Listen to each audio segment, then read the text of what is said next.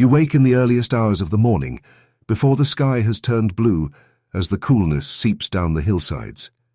The cape made of goat's wool draped over you is still damp with the night's dew.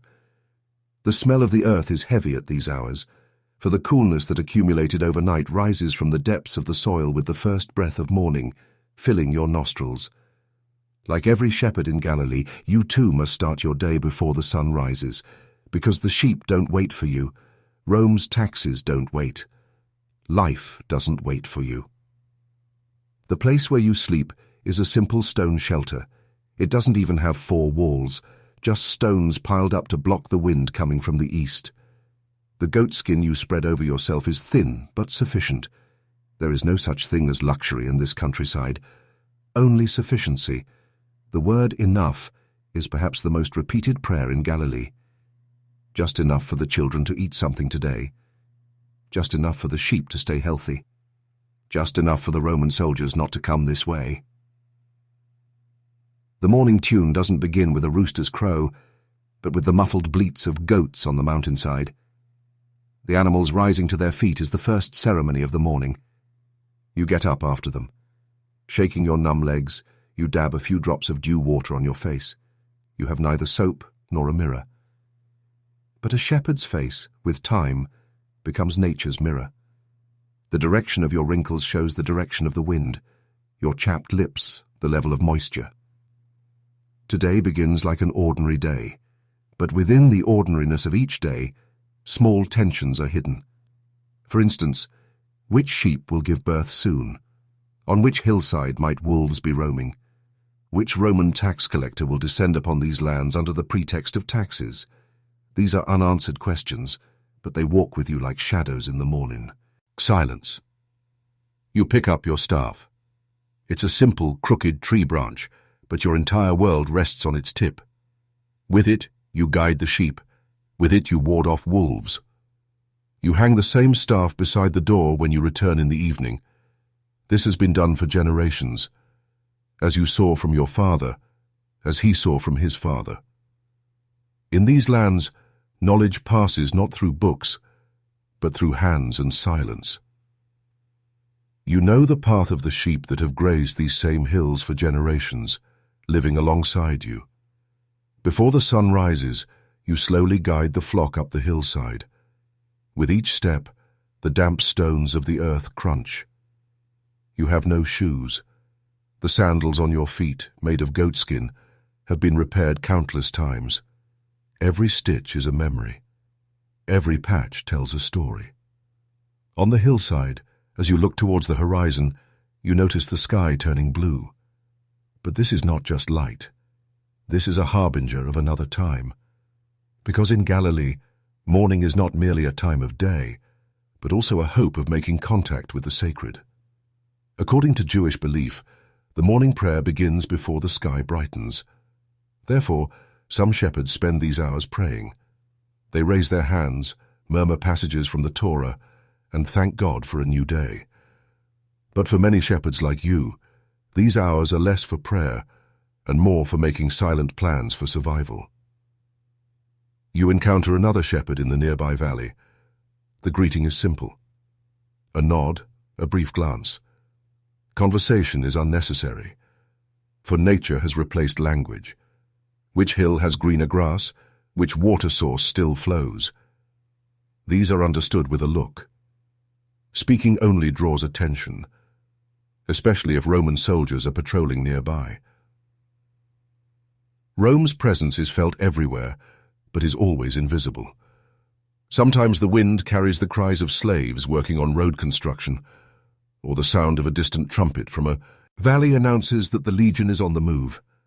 For you, these sounds are not danger, but a part of the order, because here, danger is experienced not overtly, but like a slow seep.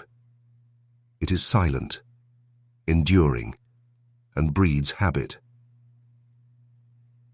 You stop by a rock and let the flock rest. You open your bag. The contents are familiar. A few pieces of barley bread, some olives, and a dried fig. This is a shepherd's breakfast in Palestine. Not filling, but sufficient. The olives are salty. You grimace, but they provide energy. You take a few sips of water from your jug. The water comes from the jug you filled by descending to the village well in the early hours of the morning. Women linger at that well, silent, but with watchful eyes. Drawing water from the well is not just a necessity. It's a place of socialization. But you are a man. You cannot linger long in an area where women are present. The boundary between men and women is invisible, but as clear as stone. So you don't tarry at the well, but your eyes momentarily scan their faces. The face of the girl you dream of marrying someday is still in your mind. She is as balanced and quiet as the jug she carries. When a part of the flock scatters, you call out. You let out a cry of, "Hey! Hey!" Your voice echoes down the hill. The sheep recognize this sound, because every shepherd guides his flock with his voice. Every sound is a signature. While the Roman Empire rules with coins and castles, you govern your small kingdom with your voice. As midday approaches, the sun comes down more steeply. The shade diminishes. The earth dries. Your skin is accustomed to this heat, but the sheep are not. You move the flock once more to find a shaded area. The day settles back into a rhythm, walking, grazing, resting, changing direction. All of life proceeds in this cycle. But within this cycle, there are moments of meaningful silence. It is in one of those moments that you hear a sound from afar. Is it another shepherd's hymn? Or is it the voice of a man speaking in He Valley? In Galilee there are certain men. They preach, they stop people. They pretend to say something new, but usually repeat old stories with different words. Is it one of them? Or is it that famous carpenter's son? You can't quite make out whose voice it is, but the swaying of the grass in the wind seems to carry his words, as if to say, "Blessed are the poor." Perhaps your mind just wants to hear it at that moment. But for you, how much happiness is possible for a shepherd? As the wind changes direction, the voice is heard more clearly, as if the valley walls were returning the echo. Not every word is distinct, but the intonation is familiar. Not harsh, not hurried, not a sermon, as if someone were thinking instead of speaking. You glance briefly towards the direction of the sound, but in the emptiness beyond the hills, there are only the shadows of trees and rock formations. Your flock is still slowly grazing. The sound of the sheep slowly chewing the grass continues almost ceaselessly, like breathing. As the day approaches noon, the sky turns a clearer blue. You follow the shade, because in these lands, shade, as much as the sun, is a guide. You turn your back to the east and drift towards the west. This is not just a direction. It is also a way of thinking. The east represents the old traditions, the west, the unknown, uncertainty, and you decide to walk towards the unknown. Your feet leave prints among the stones. You don't know if anyone else can see these prints. But for you, every step is like a small testimony that today continues. Because you don't write. Your tongue is heavy. You've learned silence. But the paths you walk tell your story. A little further on, you come across a small rocky flat. There you notice the traces of another shepherd. A bitten piece of bread, a dragged footprint, half-dried goat droppings. Perhaps someone was there a few hours ago. Perhaps they are still nearby, but you don't call out. Because in this countryside, man communicates with man through silence. His presence is known, but he is untouched. You sit down and take out the last piece of bread from your bag. As you bite into it, your gaze again fixes on the horizon.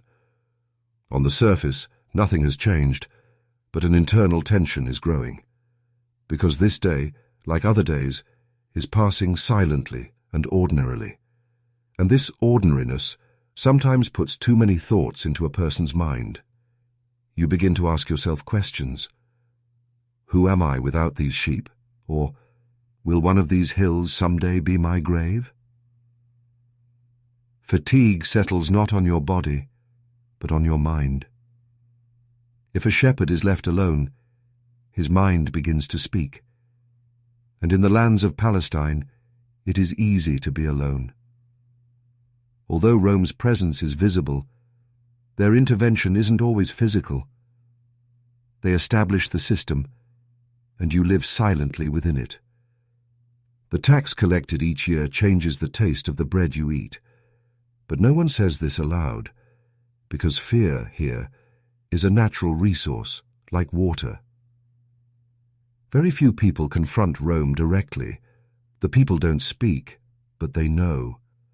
When Rome's taxes are too high, fewer crops are planted. When a soldier beats a child, no one says anything, but everyone goes to the fields early the next morning. Resistance is silent, with glances, with posture, by speaking less, and you feel like a small part of this silent resistance. When a sheep is lost, it's not just an animal. It's a piece that the system has torn from you. As the sun rises higher, a gentle breeze blows towards your chest. As you walk towards the distant valley, your feet pass through a dry riverbed. This place is like a path that overflows with water in spring but dries up in summer. This is another symbol of time. Lives that flowed in the past now lie in dust, waiting in thirst. This valley, once a village's water source, now only piles of stones and cracked mud remain. You don't know why people abandoned it. Perhaps plague, perhaps Rome, perhaps simply poverty. Here you find the remains of a wall. Vines have grown between the stones, dislodging them. By the wall there is a piece of a broken jug, tilted. You gently brush the dust off it with your fingers. No mark is visible on it, but its texture carries the weight of time.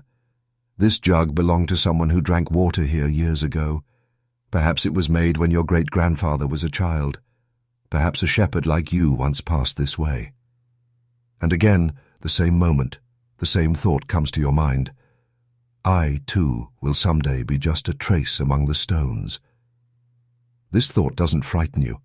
On the contrary, it gives a kind of peace. Because in these lands, no one can exist for long. Everyone passes, no one stays. But traces remain, just like the footprints you leave as you pass through this valley. As you emerge from the valley, you see a tree in the distance, near the horizon line. Its branches are wide, its trunk sturdy. Its shade is inviting. You walk towards it. Your flock follows you. Each one moves at its own rhythm, but your direction is the determinant. This gives you a small but important sense of responsibility. When you reach the tree, you sit down, resting your staff on your knees. Your eyes seem to close slowly. This is more the weight of thought than sleep.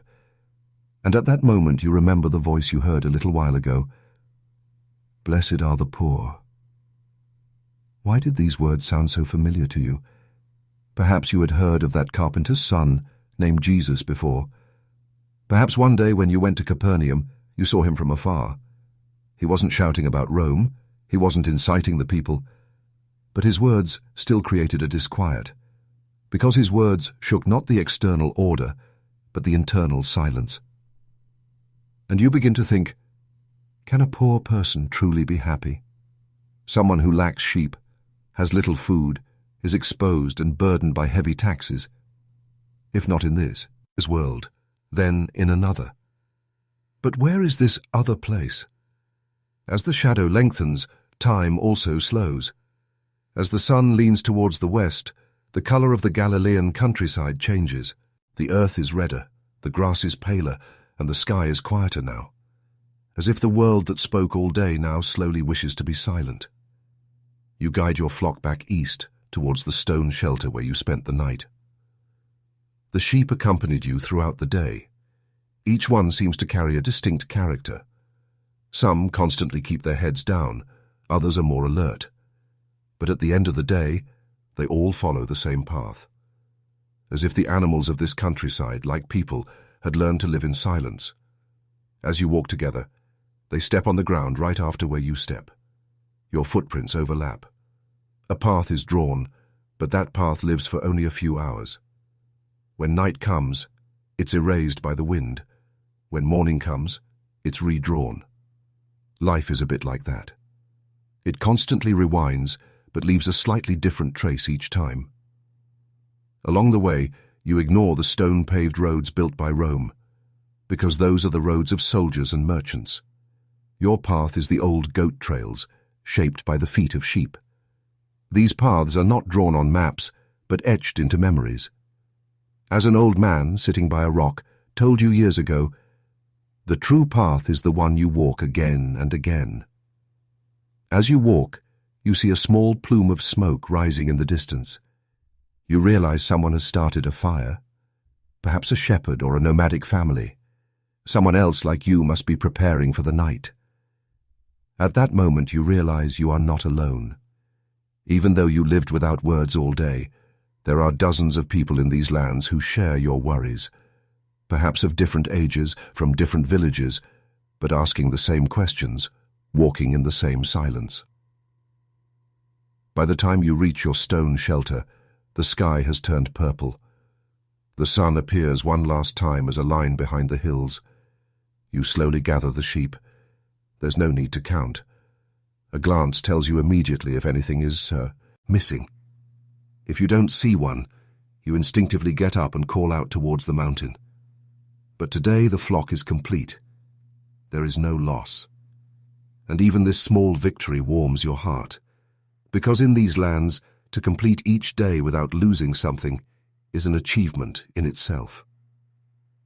You gather a few dry branches to start a fire.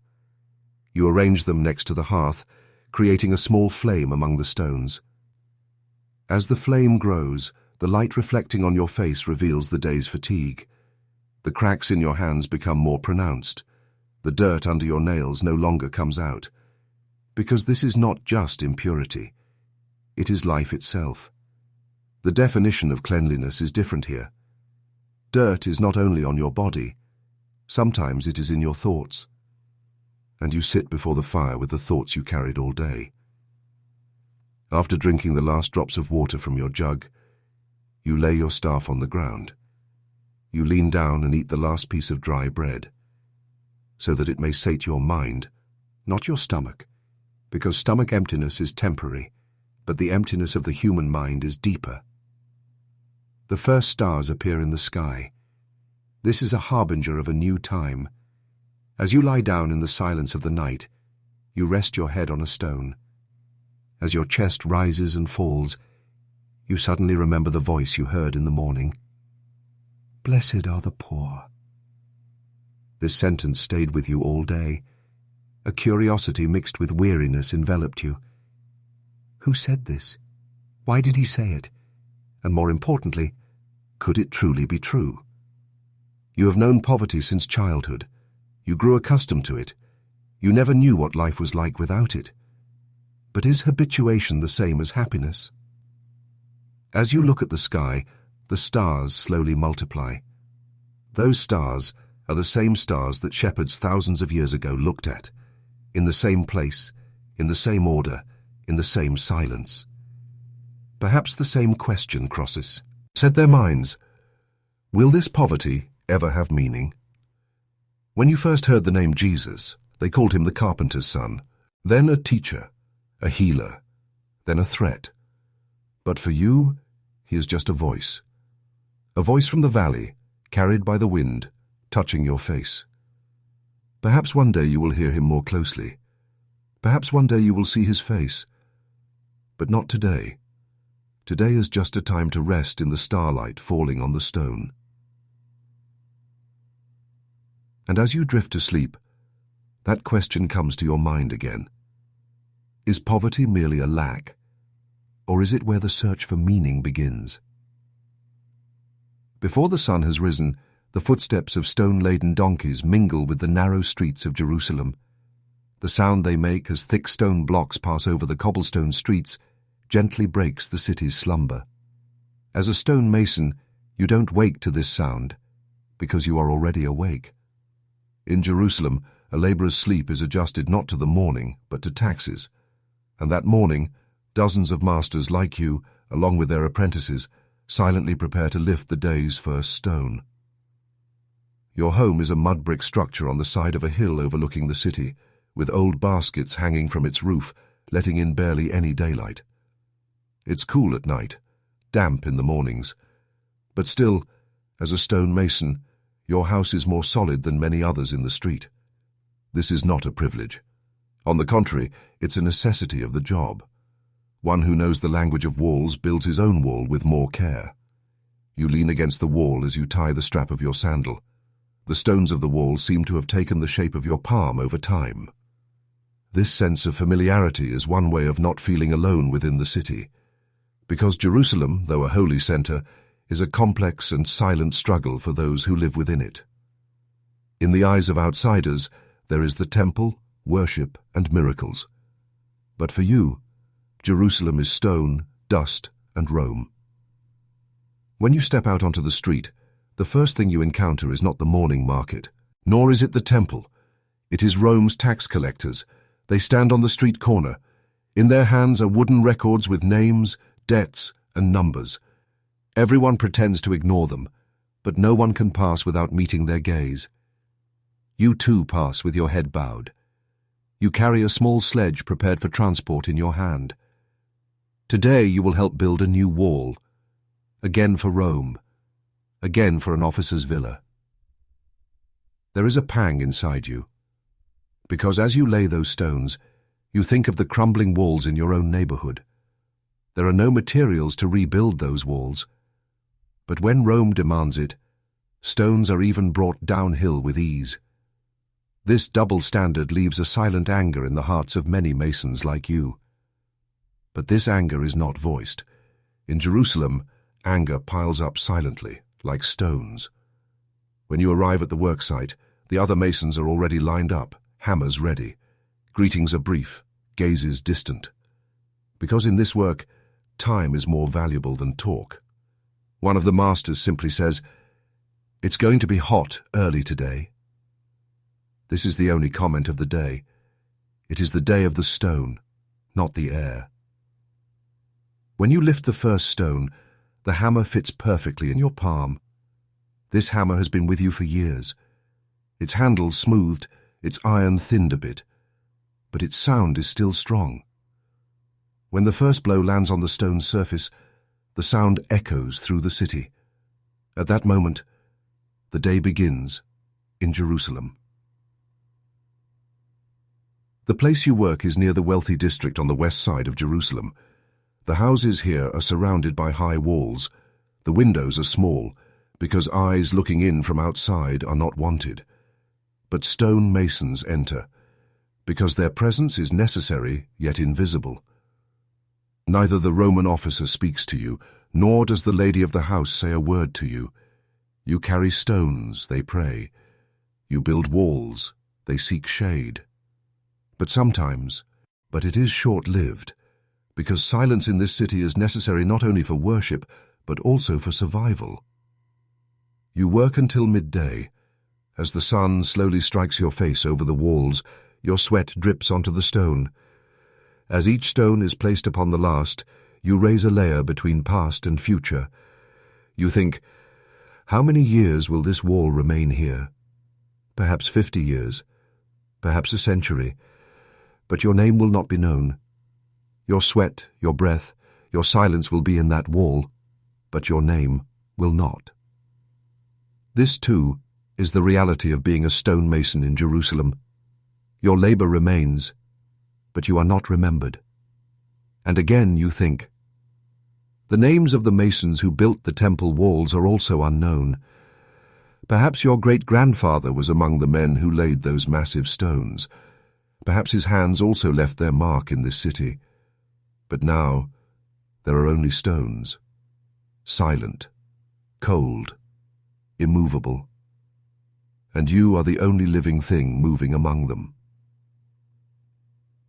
At lunchtime, you seek some shade. You kneel in a small courtyard. You open your bag and take out dry bread, a few olives, and some salted fish. The water is warm and bland, but you can't go without drinking. Your apprentice sits silently beside you. His hands are still not accustomed to holding stone. There are small wounds on the edges of his fingers, just like your first days. As you look at him, you remember how time passed. Once, you too were an apprentice. Not only stone, but patience too is carried and learned. And in that moment, in the shade, you ask yourself this question. Are stone walls more enduring, or are the memories of silent people? Returning after the break, walking on the stones feels a little heavier. The midday heat has baked Jerusalem's stones. This heat, burning the soles of your feet, reminds you again how not only the sun, but also the burden of life penetrates your body. Your apprentice lags a few steps behind. He learns slower. But you know in this city, not speed, but continuity wins. Those who carry stones always walk in front, because the city is first built by their hands, but none of them carve their names into the walls they leave behind. This is a tradition. Silent mastery. Labor that is seen but forgotten. Today's work is for a special villa. A merchant from Rome is having a new summer house built in Jerusalem. According to the master, mosaics will be laid in the garden, columns erected, and there will even be a fountain pool. As you imagine all this, you think, I will be forbidden to sit in this house, but I am building its walls. This contradiction doesn't surprise you. In Jerusalem, every stone serves another. Every effort is for the comfort of another's hand. The sounds of your hammer rise again. With each strike on the stone surface, your thoughts scatter. Because sometimes working is the best way not to think. Your hand is accustomed. You know where to place the stone even without looking. The rhythm itself is meditation, just like the prayers in the temple. Repetitive, regular, and always in the same tone. But the interesting thing is this. The temple rises just a few streets away from you. Jerusalem's sacred center. That magnificent structure, built with white stones, with large courtyards, where hundreds of people pray every day. And you, as a stonemason, get a little closer to those walls every day. But you cannot enter, because you are not of the Levites. You are not noble. You are not a priest. You are just a laborer.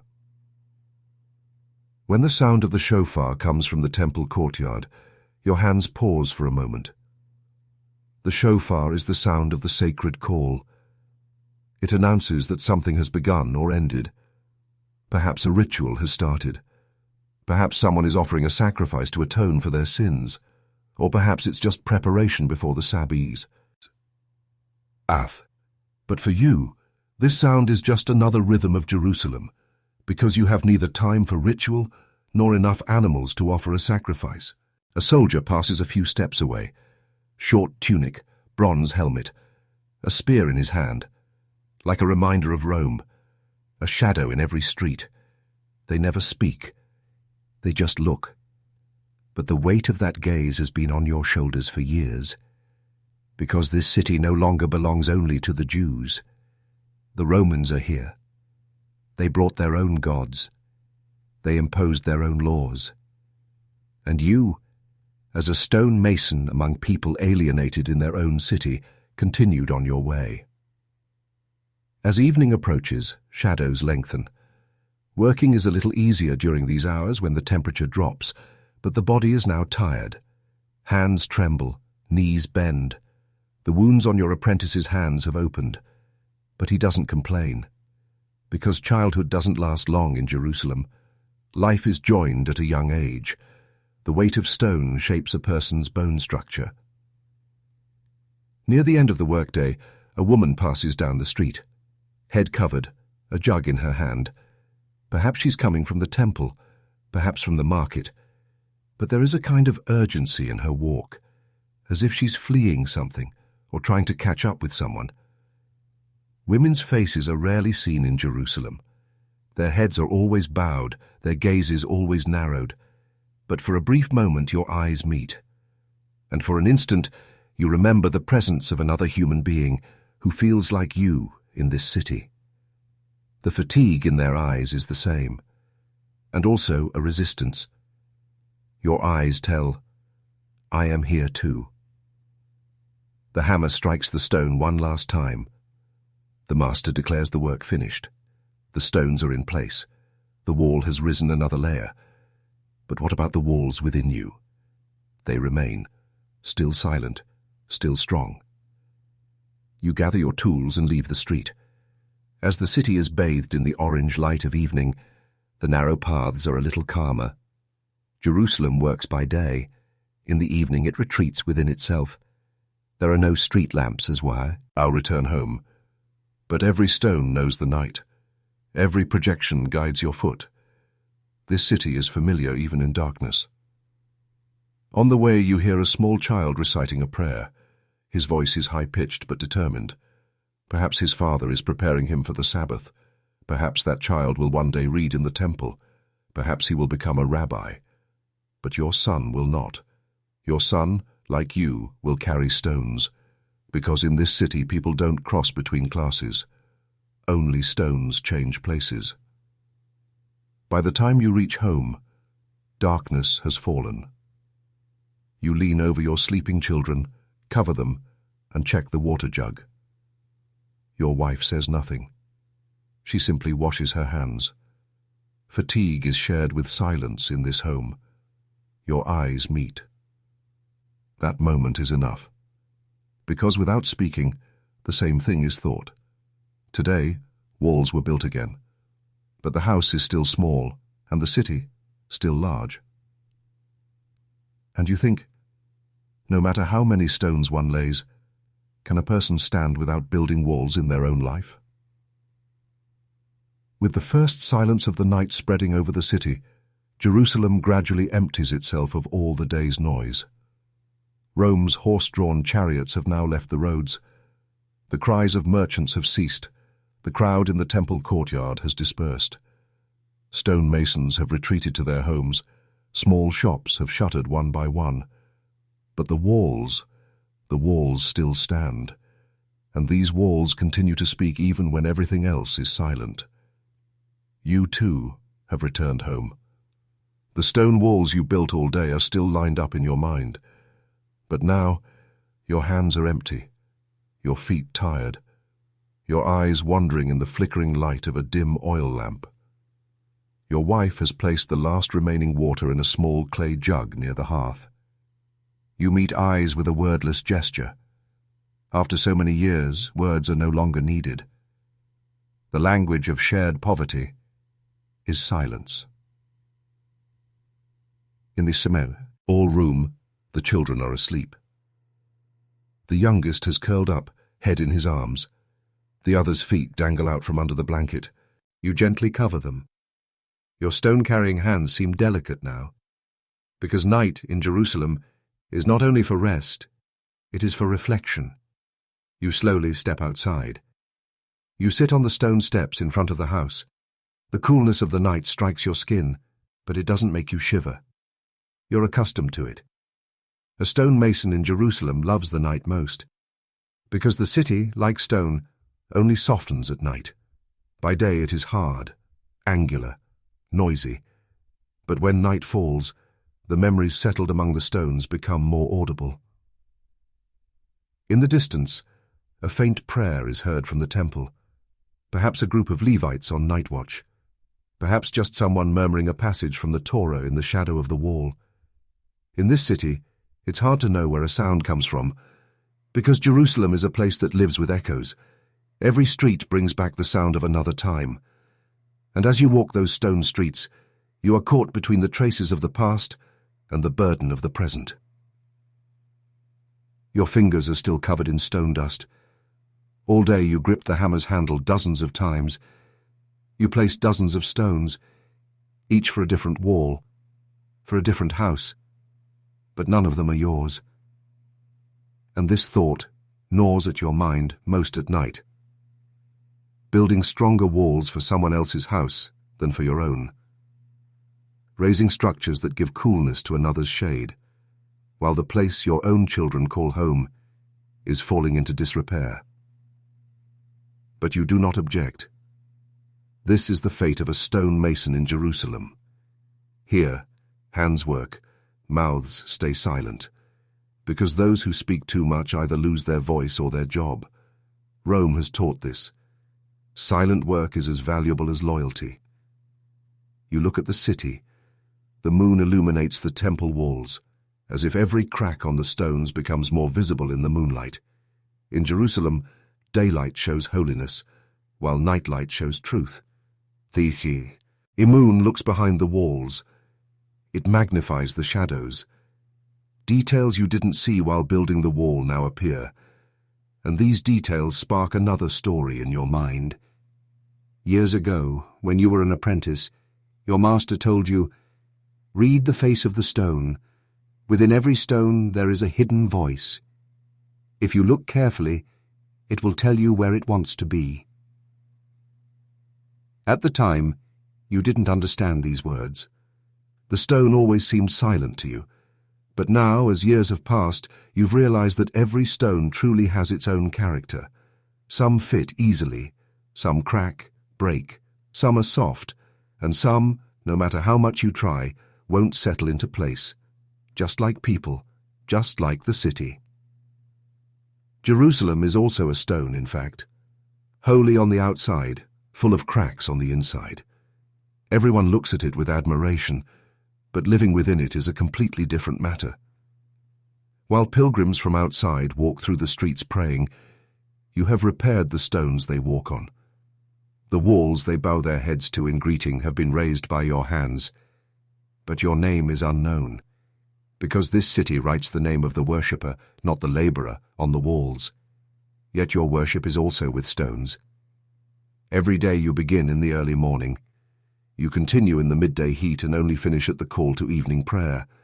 Every hammer blow echoes like a prayer. But no one sees this, because eyes always look up, to the top of the temple, not to where you stand. Will there ever be a time when the names of the stonemasons are also written in the temple? Or do anonymous traces always fall to our lot? Suddenly, a cat approaches your feet. It sidles up to you with thin, silent steps. It rubs its tail against your legs. You don't know it, but it clearly lives in this street. Perhaps it sees you carrying stones every day. Perhaps, like you, its place isn't clearly defined either. If it has a name, no one knows it.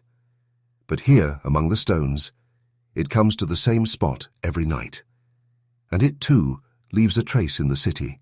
As the cat's eyes gleam, you look again at the stones beneath your feet. Some are cracked, some are dislodged. The night's coolness makes the stones seem looser, as if the city is only tight by day. It loosens at night, and all the sins, dreams, and fears that have passed through those cracks slowly seep out.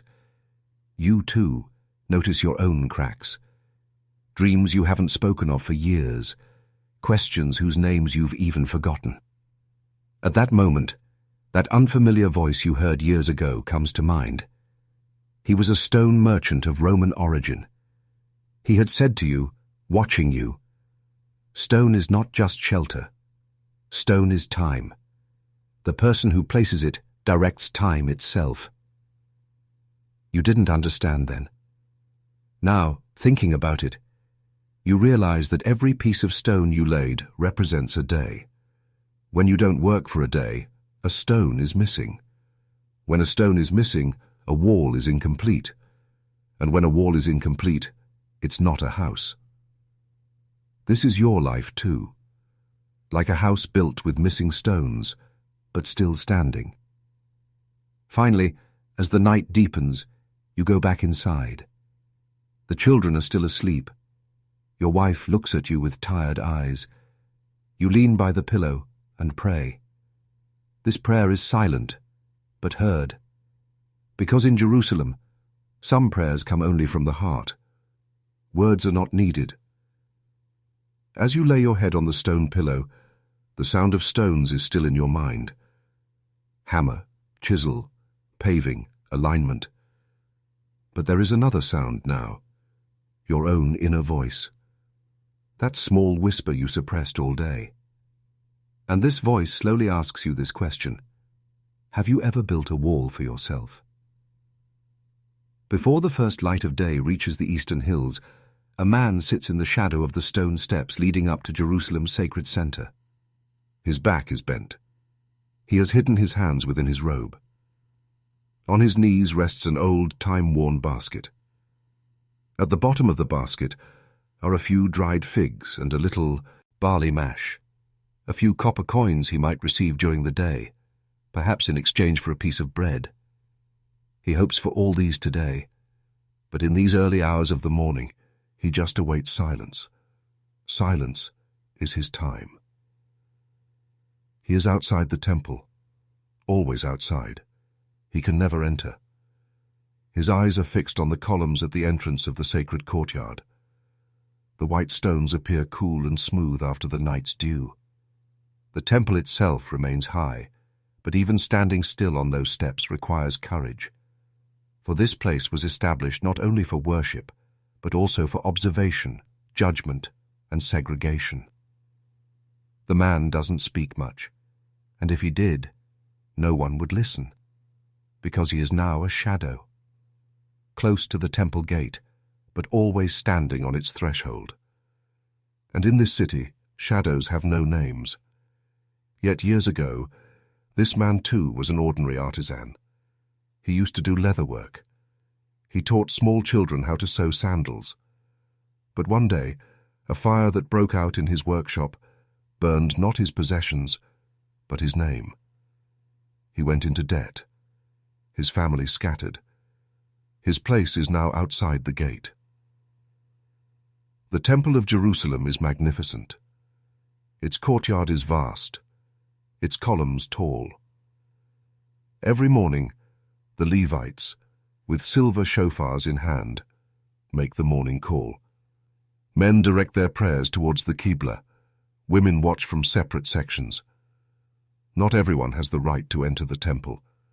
Classes are clearly defined. It is even written who can enter and on which step they can stand. That is why those like the man wait on the sidelines. Because the boundary is drawn not by sanctity, but by status. A child approaches the man, worn rags on his feet, a stone bowl in his hand. He is carrying water. His mother is one of the widows who do cleaning work around the temple. Only certain areas are open to women, but some, in exchange for alms, wipe the stones outside the courtyard. This cheese, LD, while helping his mother, sometimes greets the old man. This morning it happens again. The man bows his head to the child. He doesn't raise his hand, but looks as if praying with his eyes, without uttering a single word, because such relationships are built not with words, but with glances. As the day progresses, the area around the temple comes alive. Wealthy merchants arrive in ostentatious garments. They wear robes of expensive fabrics and neatly tied head coverings. They wait to sacrifice the animals they've brought. There is an attendant for each of them. The temple is systematic. Sacrifice, prayer, purification, all proceed according to specific rules. But just outside this entire system, the man is still there, in the same position on the stone where he sits. A young man approaches him. He wears ordinary clothes, but his eyes wander attentively, as if he wants to learn something not from the temple's ritual, but from its silence. He is not one of the flamboyant clerics inside, but as he gestures with his hands, he seems to be searching for meaning. The man notices him coming and going. He had seen him a few days ago too. He didn't draw much attention in the crowd, but was whispering something. He didn't touch people, didn't shout. But when he fixed his gaze, people stopped. Perhaps one of the preachers. Perhaps just a curious person. But even those who speak silently in this city are under surveillance. The man follows this young man with his eyes. His walk is like water rubbing against the edge of a wall, as if he belongs nowhere but leaves a trace as he passes. One of the temple guards glances at him. He frowns slightly. This means an unwelcome stance here. But the young man turns and continues to move slowly.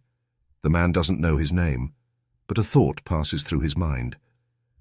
He looks like someone who knows how to listen to this silence.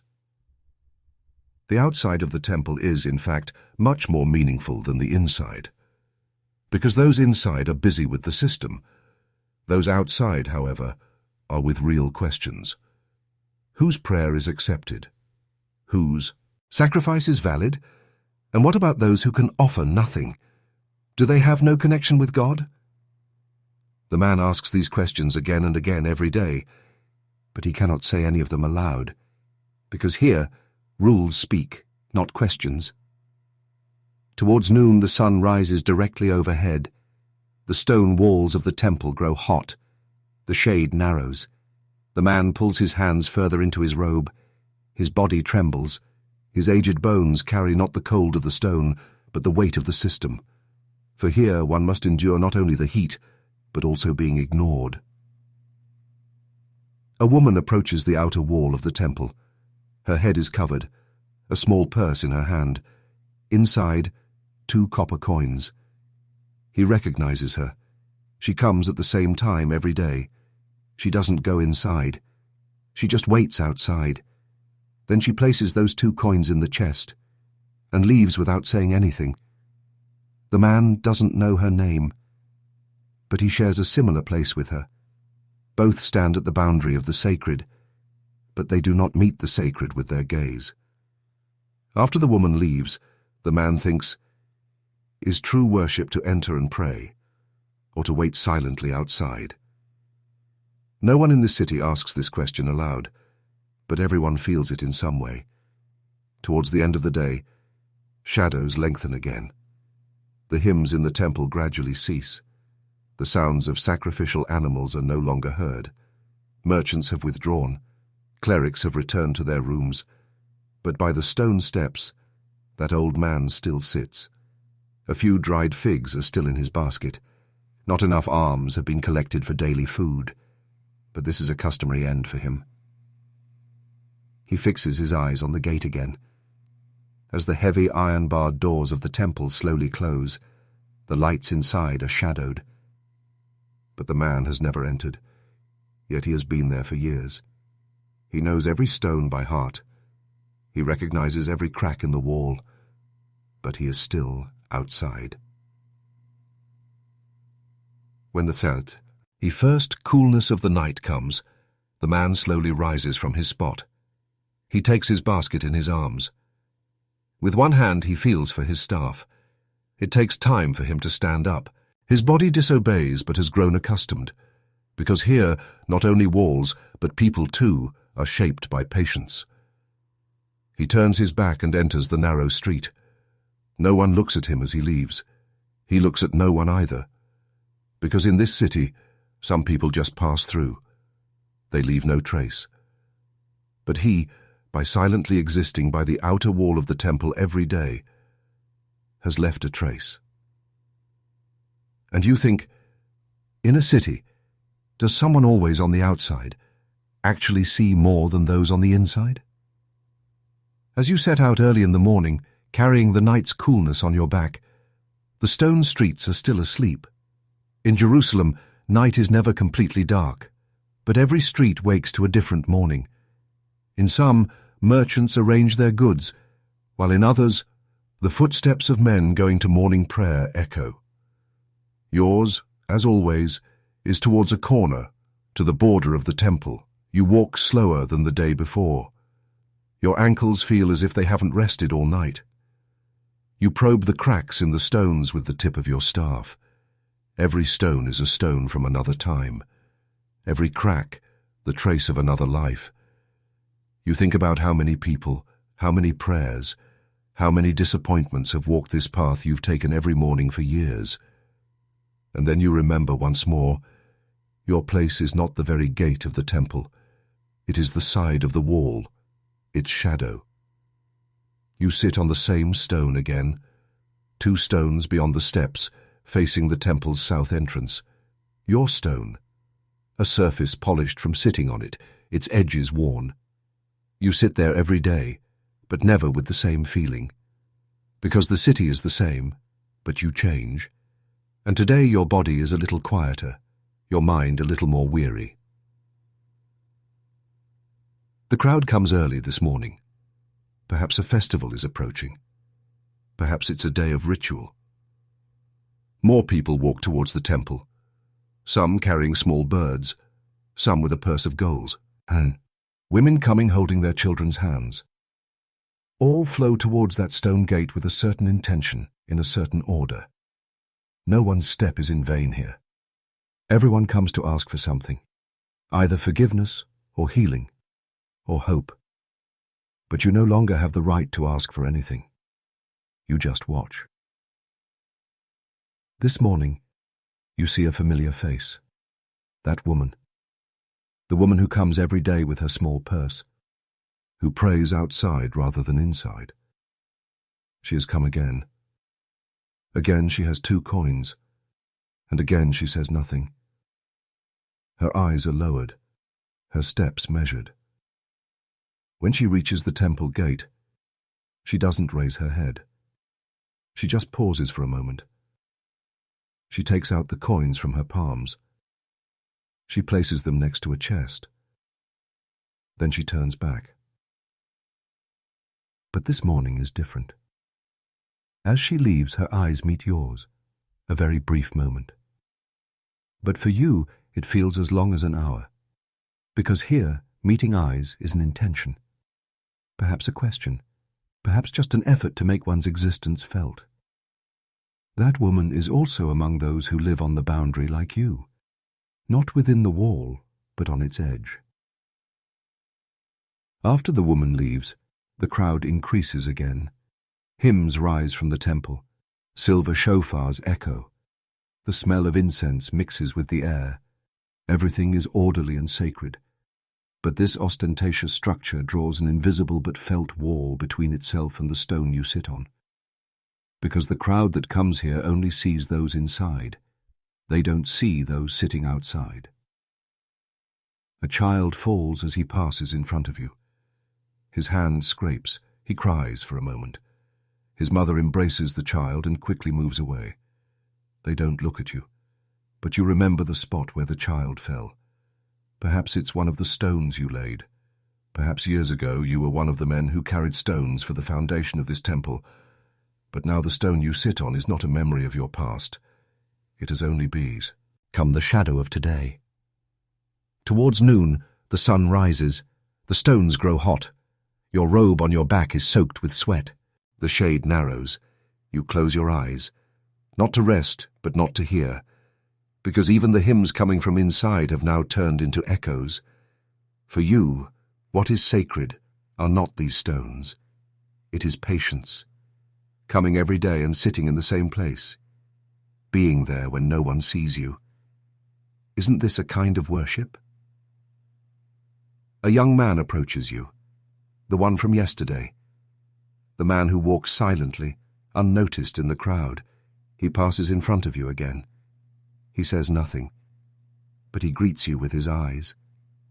This greeting is silent but powerful, because for someone like you, even being remembered is a great gift. You don't know his name, but a thought passes through your mind. This man also stands on the boundary. Perhaps his place isn't inside either. Perhaps he too feels that those on the outside are closer to God, because those inside follow the order, but those outside live without praying. They pray while living. In the afternoon, silence grows again. The crowd disperses. The temple lightens. The stones return to their own warmth.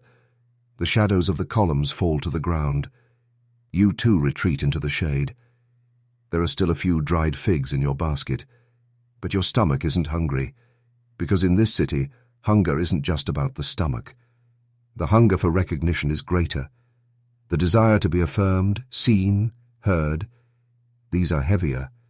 And you, every day, sit on that stone with these feelings, without telling anyone, without showing anyone. And you think again, what does it mean to be close to God in a temple? To be inside the wall? or to live outside, but with patience, silently, observing. As you close your eyes, the cold surface of the stone touches your back, and you once again feel like a part of that stone. You are no longer just an observer, but a carrier of memory. Because in this city, everyone passes through. But you are among those who remain, and in tears. Hat silence. A question echoes. Is someone outside the temple truly outside? As the last light of day gently caresses the temple's columns, the silence settling over Jerusalem takes on a different tone. Now, not only the city, but time itself has slowed. And when time slows, what goes unnoticed becomes more visible. Those sitting at the foot of the walls, those waiting in the shadows, those unable to enter, all find their place in this slowness. You are again on the same stone, the same robe, the same basket, the same gaze. But today there is a difference, a stir within you. Perhaps the woman who met your gaze this morning, perhaps the young man's silent greeting, or perhaps just an internal fluctuation brought on by weariness. What it is unclear, but it is felt. For a while, you fix your eyes on the wall, on the stones of the temple's outer surface. They, like you, are observers. They don't hear what's happening inside, but they bear its weight. And you think, can a wall, no matter how strong, stand only with the patience of those who watch from the outside? The crowd has dispersed. The temple doors slowly close. The scent of incense slowly fades from the air. The sky begins to darken. But you do not get up, because you're still there. And being there is your worship now. You're coming every morning, leaning your shoulder against the coldness of the stone before leaving every evening. All of these are the formless prayers. Suddenly the child appears again, the child who helped his mother this morning. This time he has a piece of dry bread in his hand. He approaches, looks into your eyes. He doesn't speak, but he slowly places what he holds into your basket. It is a tiny gesture, but for you, it is like a greeting that lightens the entire day's burden. You smile at the child. You don't stroke his head with your hand. You simply bow your own. Because in Jerusalem, words lose their meaning when used too much. Communication is established with glances, with posture, with silence, and the child knows this. He walks away silently. In your basket there are now a few figs and a piece of dry bread. But what truly satisfies is the manner in which that piece was left. Because true almsgiving is not just giving food, it is to accept your existence. And that child saw you. In this city, being seen is as valuable as gold. As the moon rises, your body feels a little heavier, but the thoughts within you lighten. You look at the temple wall once more. Perhaps those inside prayed hundreds of times today. Perhaps hundreds of sacrifices were offered. But you, by sitting silently, feel closer to God. Your inability to pass beyond those walls does not distance you from the sacred. Perhaps being on the other side of the wall brings not proximity, but obligation. Whereas here, outside, you are free. No one dictates what you should say. Your prayer is to sit on the stone all day, to observe, to carry the memory of the forgotten. A sound reaches your ears, a whisper from someone praying on another distant wall. You cannot discern the words, but the intonation is familiar. Low, calm, heartfelt, perhaps a mother, perhaps someone like you. Perhaps not even someone inside. But she whispers, hoping to be heard as she prays.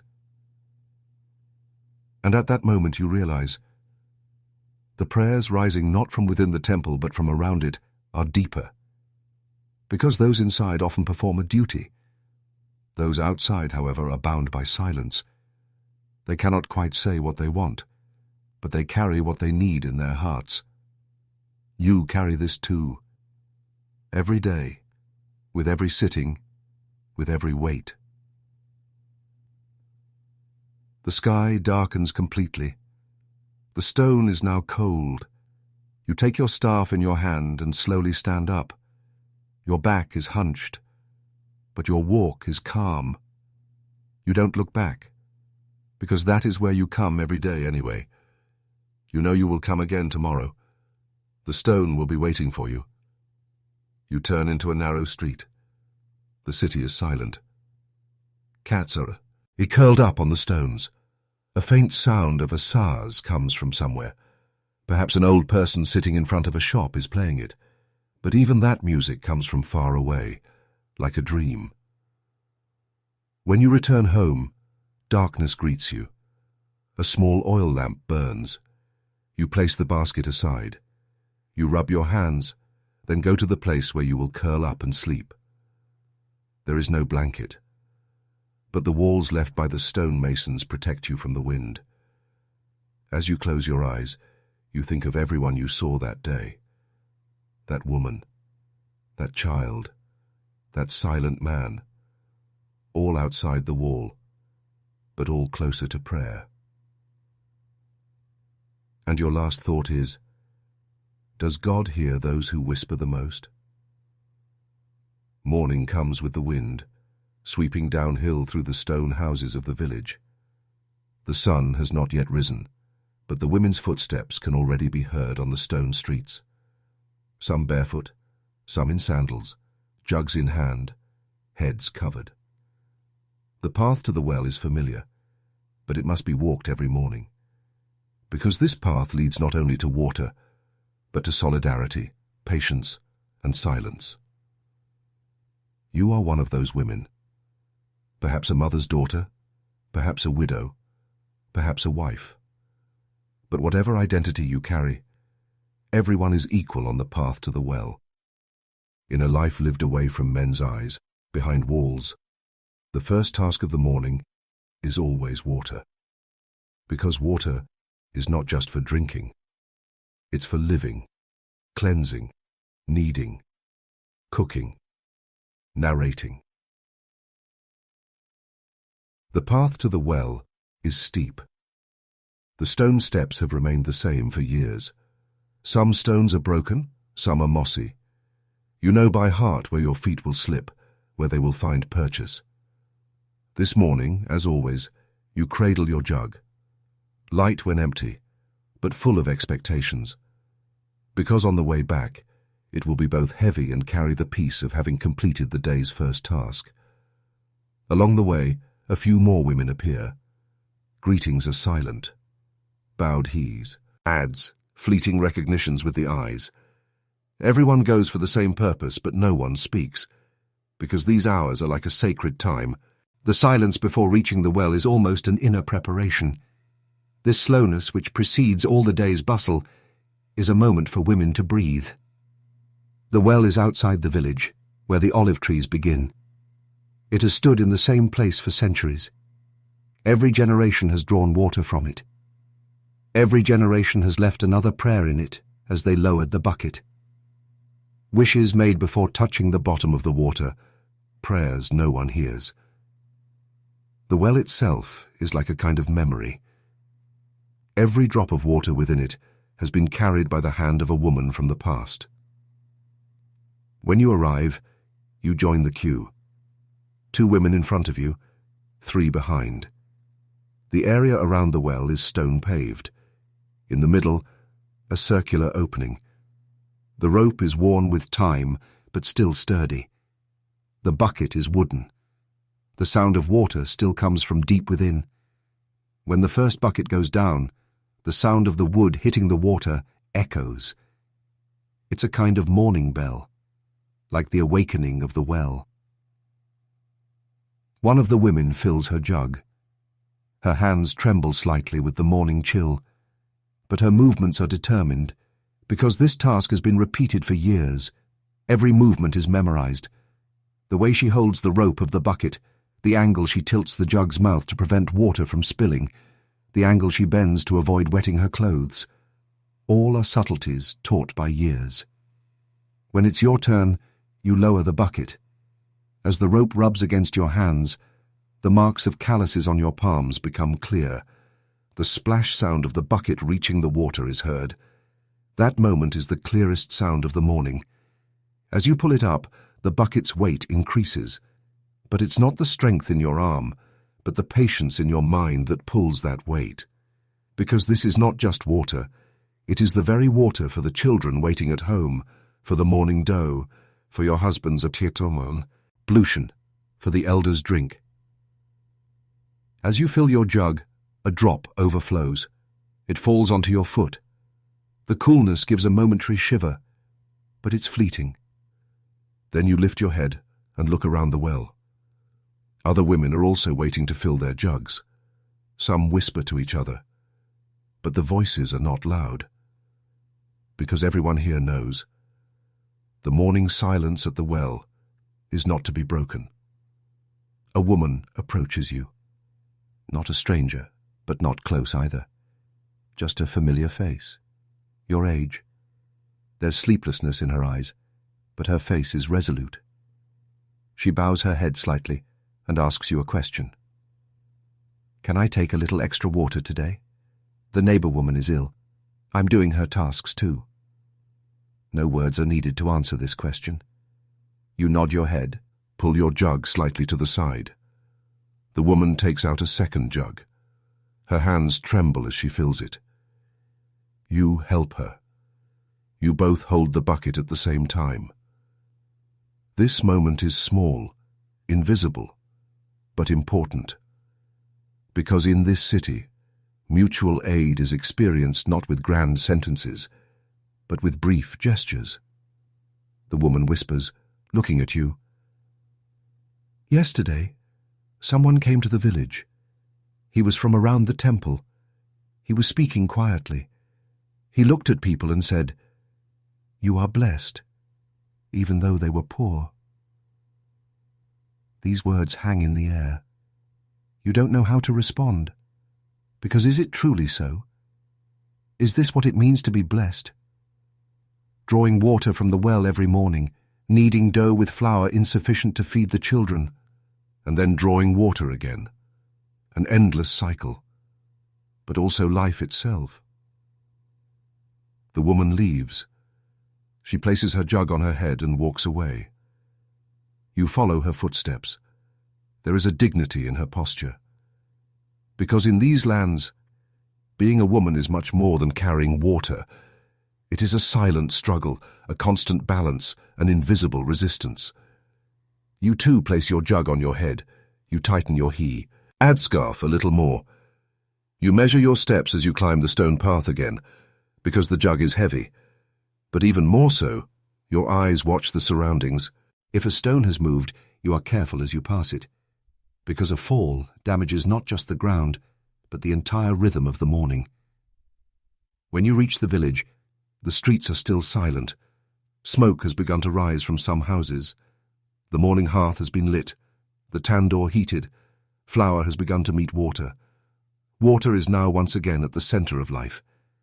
And as you place this simple but sacred burden, brought from the well, at your doorstep you think to yourself, such an ordinary thing, a jug of water. Could it truly be a prayer? As you walk through the stone street, carrying the water jug on your head, the morning coolness has slowly receded. The sun has not yet fully risen, but the eastern hills have begun to blush orange. Your steps are balanced and measured. This walk is not just a physical act. It is a passage repeated for years, memorized every morning. Bringing water here is not just a chore, it is a passage. A narrow gap between a woman's mornings and the bustle of midday. When you reach your house door, the jug on your head is still securely in place. You slowly lower the jug to the ground. You bring your hands to your head, turn your neck, stretch your back. The jug is heavy, yes, but heavier is the day that is about to begin. You go to the hearth. The tandoor is still cold, but the first smoke of the morning must rise from your hands. You take some water from the jug. First, you use a small amount to rinse a pot. Then you wash your hands and face.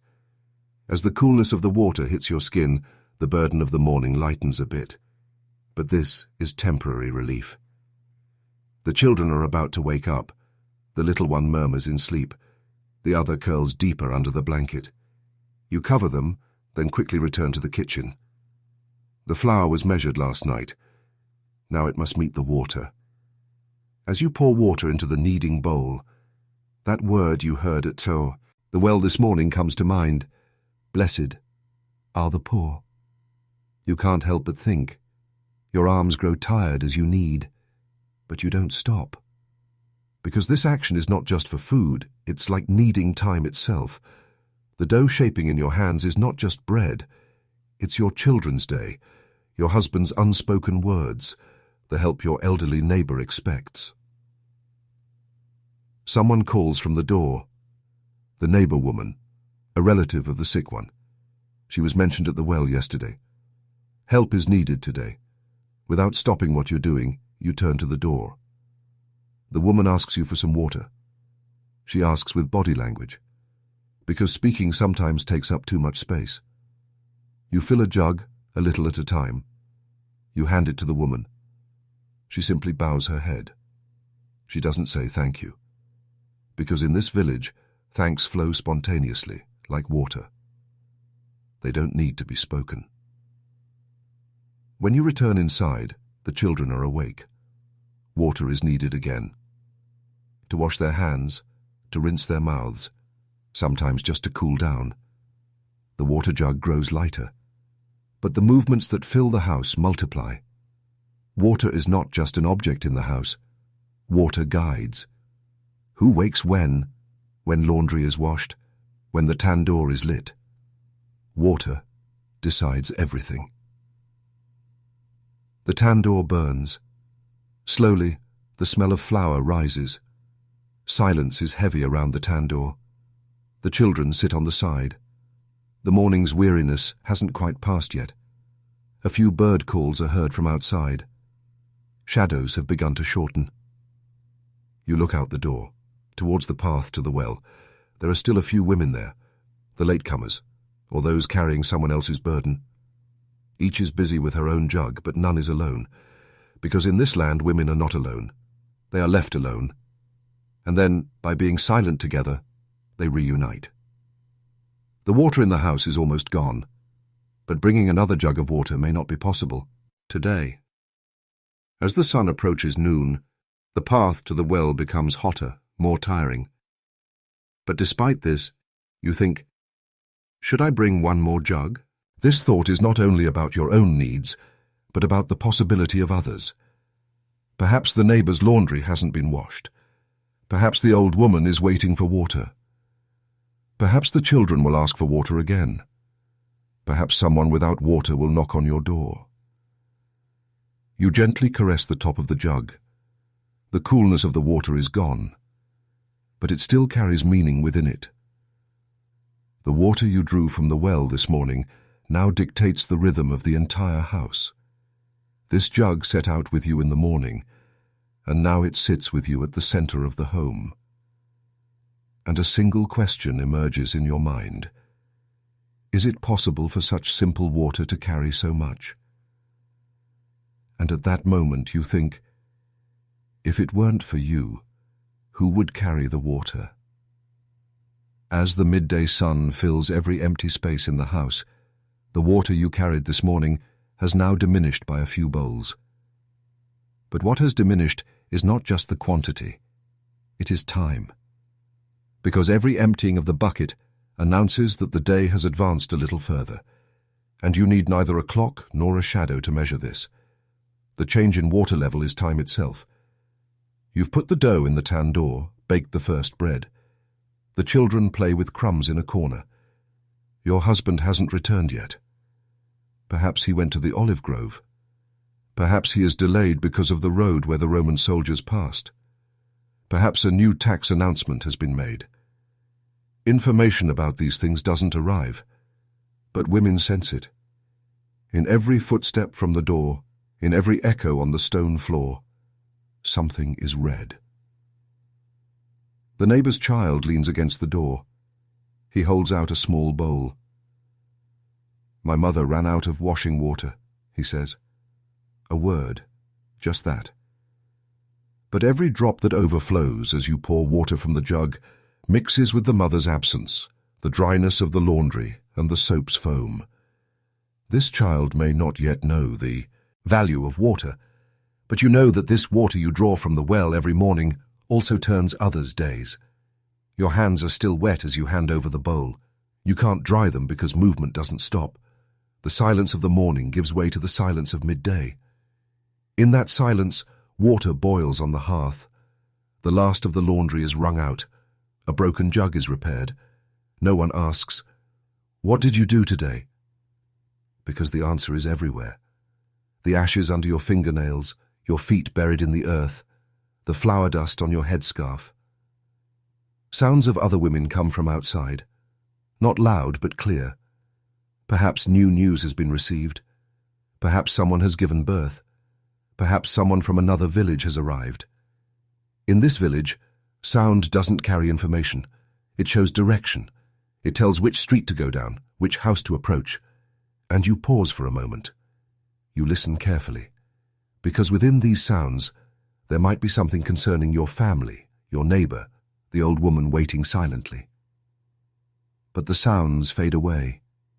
You return to your home. Towards the afternoon, the sun begins to fall behind the walls.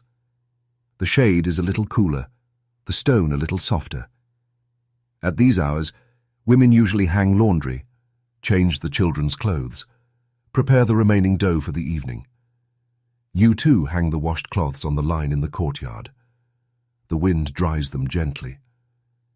In that moment, you feel that the wind lightens not only the clothes but also the weight on you. Even this simple act is a kind of ritual. Life flows between things washed and dried. The jug is now empty. The water you carried full this morning is now dripping onto the dusty floor. But you don't see this as emptiness, because life continued with that water. It wasn't just drunk, it was lived. Hands were washed, food was cooked, a neighbor's trouble was solved, a child's lips with was re-moistened. You remain alone with the jug for a while. You place it gently on the ground. You feel its exterior with your fingers. The clay surface has not cracked since morning. This jug has been used for years. Perhaps your mother's jug. Perhaps part of the dowry you brought when you married. Perhaps an old item given by a neighbor. But for you, it is not just an object. It is the concrete form of the weight carried every morning. A jug without water is actually the heaviest, because there is still so much waiting in it. Then you think of the well again, the woman from the morning, that familiar but nameless face who filled her second jug with your help, then walked away silently. What she said is still on your mind. Even though they were poor. This phrase accumulates within you. It doesn't just stay in your ear, it passes into your mind. Towards evening, amidst every slowing movement, you repeat this sentence. Happiness, poverty, carrying water, breaking bread, taking shelter in the shade. Is there truly happiness in all of this? Or just acceptance? And perhaps the deepest thought is not the question itself. It is the fact that you can ask that question. Because asking shows that something inside is still alive. The children ask for water again. The little one points to the jug with his hand. "Mother, the water is gone," he says. You cannot answer at that moment, because something else within you has not run out. But outside, the water truly has.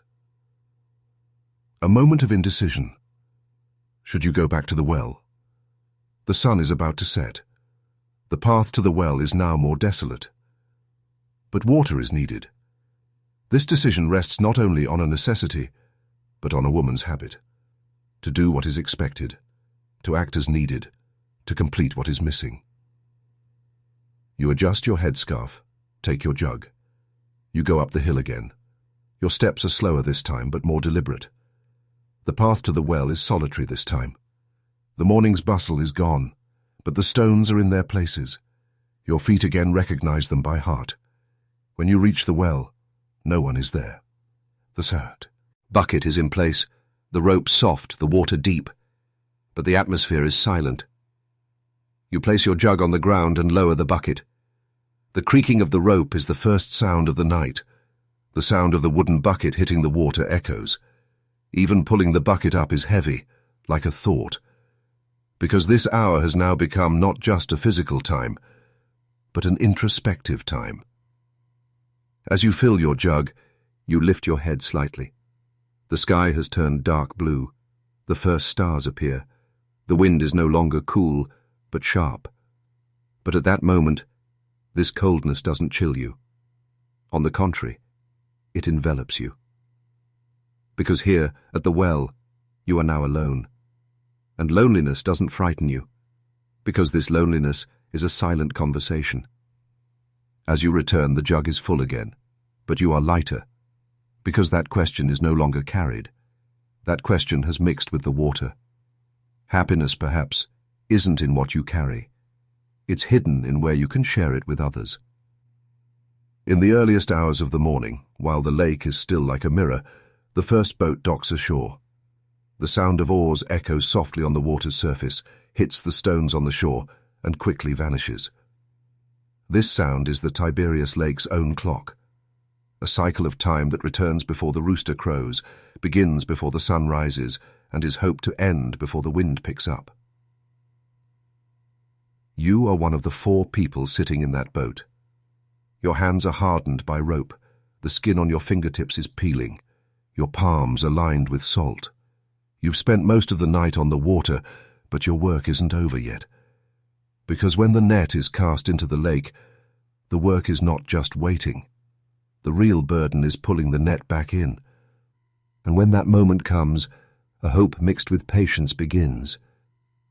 Is there enough fish this time? Your friend, who leans the oars against the water's edge to steady the boat, is silent. He always is. Fishermen don't talk much, because throughout the night, sound echoes on the lake, scaring off the fish. But there's another, deeper reason. Everyone here knows the outcome but doesn't question the reason. For that reason, silence is maintained while the net is pulled. You all pull the net together. As the rope tightens, your back muscles burn, your feet tremble to stay steady in the boat. When you touch the net, the first thing that catches your hand is a stone, then moss, then a few small silver fish. But then emptiness. Too much emptiness. This is a sight you're accustomed to. The net might be full, but fullness doesn't satisfy. It only guarantees the next day. If there are no fish, then there is no food for tomorrow, no sales in the market. And when Rome's tax collector comes, saying, "We caught nothing this month," means nothing. For Rome, the sea is an endless treasury. It measures your obligation, not your gain. The lake once was like freedom. In the stories you heard from your father, from his father, the lake was bountiful. Every net pulled in at dawn was a blessing. But now the lake is quieter, stingier. Perhaps only the eyes have changed. Perhaps only expectations. When you pull the boat ashore, the net is still damp. The few small fish within are gathered in a bowl. Everyone exchanges glances. Neither too many, nor too few. Is it enough?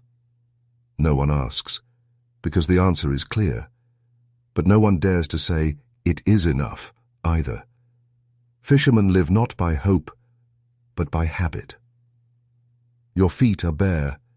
You feel the hardness as they touch the stones. As you step on the wet sand, the coolness of the mud refreshes your skin, but chills your bones. You straighten your back and look towards the shore, where morning smokes have just begun to rise. The smell of tandoor spreads from the houses. It doesn't mix with the fish, but this smell shows that the houses are still functioning. Your house is among those smokes too. Perhaps your children are still sleeping. Perhaps your wife has, already poured water into the jug, but you still smell of salt. Fish scales on your hands, wind in your hair roots. You sit by the stone wall on the lake shore. The net needs washing. You squat among the stones, dipping the net back into the water. More for thinking than for cleaning. Every knot holds the weight of a day. Which fish escaped? Through which hole did it slip? Which rope rotted? Cleaning the net is like reviewing the past, but it never solidifies the future. There are other boats nearby. Some are still on the lake, some pulled ashore, some being unloaded. No one shouts, no one boasts. There is no competition among fishermen. Because the lake is shared, but life is separate on each person's back. The night spent on the water turns into a distant morning on land. Children appear on the lake shore. They approach curiously. They look at the faces of their fathers, uncles, older brothers. If there are few fish, their eyes drop to the ground. If there are many fish, they silently rejoice. But most of all, they love playing with pebbles. The lake is always a game for children, but for you, it is always life. Only those who play don't wonder about the lake's depth. A neighbor woman approaches, a small basket in her hand. She doesn't ask, "Are there any fish today?" but asks with her eyes looking at the basket. You place a few fish in her basket. Money is not discussed. Sometimes she gives bread, sometimes a piece of olive. Sometimes she just bows her head.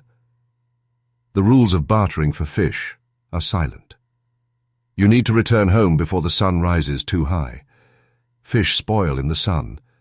The smell spreads, stains remain. You take the net bag in your hand, place the stone on your back. Your foot strikes the stones. The way back is heavier than the journey out, because now you are carrying both fish and the outcome. When you enter the house door, the children are awake. Your wife is by the tandoor. She wipes her hands, hands you a bowl of water. She doesn't ask, she just looks. She sees not how many fish, but how tired you are. You don't answer either. You just take a sip from the jug. The water is not like the lake. It is unsalted, but it burns as it goes down your throat. Because responsibility sometimes changes the taste of even water. You show the small fish to the children. They get excited. Their eyes sparkle. But you know, this joy is short-lived, because these fish only save one meal. Tomorrow you'll have to go out to the water again. The net will be cast again. And if the lake remains silent again, hands will return empty. Your wife takes the fish, carries them to the water to clean. You sit in a corner. You rub your hands. Scales remain under your nails. Salt burns your skin. But most of all, it burns inside you. Because you don't just fish for fish in the lake, you also fish for hope. And hope, most often, slips away like water. For a moment, you remember another fisherman you saw that morning, that young man. He often comes to the shore, but he doesn't fish. He has no net, no boat. But he talks to people, quietly. Sometimes to children, sometimes to women, sometimes to you.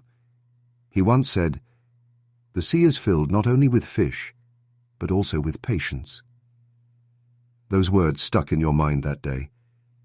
Because your patience continues, sometimes even after returning empty-handed.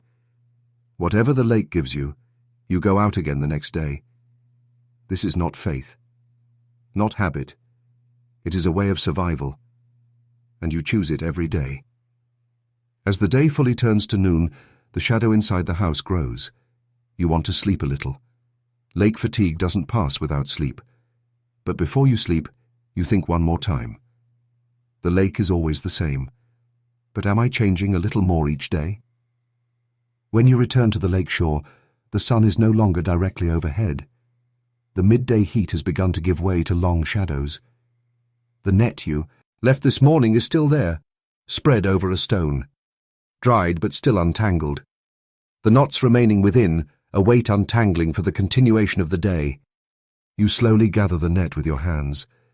Every knot is like a reflection of the morning. Some tight, some loose, some rotted, some undone. As you touch them, you relive the night. That cold, that salty wind, that silence filling your chest in the darkness.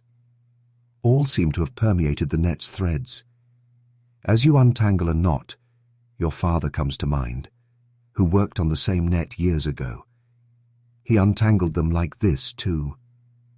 Silent, patient, but with that deep weariness that never left his face. Today your face is the same lines, the same silence. But there is a difference. Back then, there were more fish in the lake. Another fisherman comes to your side. He greets you, sits down. You don't speak. But he too begins to untangle his net. This scene on the lake shore, silently working hands, nets spread over stones, a faint child's voice in the distance, and occasionally the prolonged cry of a seagull. This is the unchanging rhythm of the Galilee coast. The longest dialogue between you is a short sentence. The lake is still this week. This refers both to the surface of the water and to the worry about livelihood. You bow your head. You neither confirm nor deny, because one does not pass judgment on the lake. The lake is listened to. A little further on, someone hums a song while repairing their net, very slowly, almost mixed with breath. The words are unfamiliar, but the rhythm is calming. In this slow life on the lakeshore, even music comes in whispers. The voice of anyone who raises it here gets lost in the wind. A little further, there are small stalls set up by the lake. You take the morning's fish there. Each is placed in a bowl, a small basket. Salt is sprinkled on them. Water is poured occasionally, to prevent them from drying out. The old man at the stall manages the bargaining. No one speaks because he sets the price. Calculations are made according to Rome's tax rates.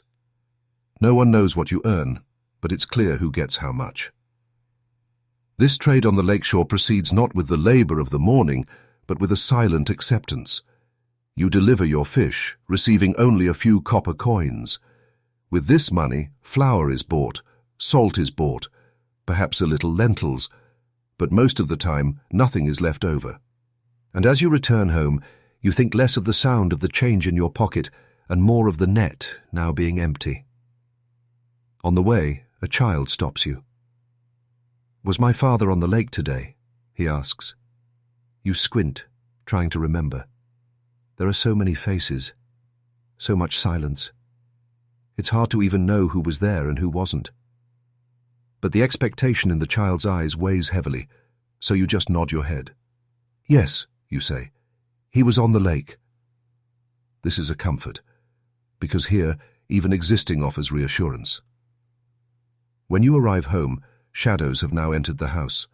Your wife has put out the tandoor. The children are playing outside. The little one has a stone in his hand, the other a hole in his sandal. You are greeted with that ordinariness. There is neither reproach nor praise, only the silence of another day passing. The jug still stands in the corner, empty, but you don't touch it, because tomorrow morning it will be full again.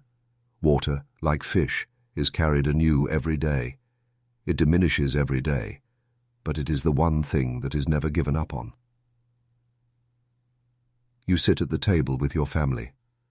One of today's fish has been broken into small pieces and cooked on the coals. Beside it, only bread and olives. But your eyes go to your child's hand. He swallows even the smallest piece of fish with joy. And in the weariness of the day, you are left alone with the value of that small mouthful. After the meal, you sit outside for a while. You lean against the stone wall. The lake is invisible, but tea's scent reaches you. Its salt fills your lungs with the air. You glance at the corner where you spread the net to dry. It sways gently with the wind. It hasn't fully dried yet, but it seems ready for tomorrow. Because you are too, neither completely rested nor completely exhausted. You are simply preparing for the next day. And suddenly, that silent man who stopped by the shore this morning comes to mind. The one without a net, who didn't row a boat, but who looked at everyone's face one by one. He was there again today. But this time, you saw him helping to bind a child's knee. Without saying anything, he just bent down, bound it, and left. This man is like the lake itself, silent yet touching. Everyone notices, but no one talks about him. Another day has passed. The fish were few, the earnings were low, but the net was still in your hand. And in this city, a fisherman with a net still carries hope. That night, as you lie in bed, the muscles in your back still ache, but your mind is quiet. Because what is heard not from within the lake but from around it is sometimes the truest answer. As your eyes close, this sentence crosses your mind. Even when the lake remains silent, am I listening to it? As night falls, the villages along the Sea of Galilee are completely enveloped in silence. The stone walls of the houses, as if having absorbed the day's dust and sun, still radiate warmth, while life inside becomes heavy like the lake. Everyone accepts that another day has ended. Lights are dim, lamps burn with little oil. Conversations turn to whispers. No one shouts, no one tells stories. Because here, stories are passed down not by voice, but by time. You too are sitting on the stone threshold of your own house. Beside you is your son, who came out to the lake with you today. He's not quite a fisherman yet. He untangles the net's knots slowly. The child who hides his hand, when a splinter gets in, is still in him. But in today's silence, he seems to have grown another step, because for the first time, he felt the emptiness that came from the net along with you. For the first time, he understood the lake's silence, the meaning of fatigue, the weight of the single copper coin left in his pocket on the way home. You don't speak, because you don't want to tell. You want him to learn. Like every fisherman's son, you want him to grow up carrying his own weight. The only thing you offer him in this silence is a half-finished net. Finish it, you say with your eyes. We'll use it tomorrow. And he bends down, untangling the remaining knots. A rooster crows in the distance, followed by a dog's bark. Even the sounds of the night here are more thoughtful. The lake is no longer visible, but its presence continues. Because salt still lingers under your nails, and the wind still remains in your hair. Perhaps you caught few fish today, but the lake gave you something again. If not livelihood, then patience. As you return home, you glance at the old nets hanging on the wall. These are inherited from your father. They are no longer used, their ropes rotted, their rings rusted. But you don't throw them away, because every fisherman's past, even as it decays on the wall, teaches something. Perhaps not technique, perhaps when not to give up. At night you stay awake for a while. You watch a spider web hanging from the ceiling. A tiny thing, but it moves with the wind. Even it has its order. Like you, it too weaves life from thread. The difference is, your net is set in water, it's in air. But your concern is the same. Waiting. At that moment, you remember that stranger you saw on the shore in the morning again, the one who came silently, didn't trade with anyone, but bound a child's wound. That man doesn't belong to this village, but he didn't disrupt its rhythm. On the contrary, he joined it. And this thought awakens an echo within you. Does the lake attract these kinds of people? The silent ones, the overlooked ones, but the healers. You feel a strange sense of trust with the presence of this man you've never met, because the lake gave little that day, but someone offered selfless kindness, and this is a rare thing in history. Generally, people fish to sell, but this man, he used his hands not to net, but to bind wounds. Morning comes. When you open your eyes, the sun hasn't risen, but the roosters have started to crow. You get up, but your body woke before you. Your feet carry you to the water jug. Your hands carry the water, once again. Life seems to consist of repetitions, but you know that every repetition is a slight shift of something within you. Your son has also woken up. He checks the nets. He acts before you. Because now, this lake is not just your concern, but his too. Perhaps one day his back will bend like yours, his hands will crack. But he too will leave the same silent legacy to his son. In this land where water, net, stone, salt, and silence prevail, fishermen carry not only a livelihood, but also a memory shaped by time. And you, in the new day just beginning this morning, walking towards the lake, think this. Perhaps in this silence, the most enduring thing is not just the fish, but humanity.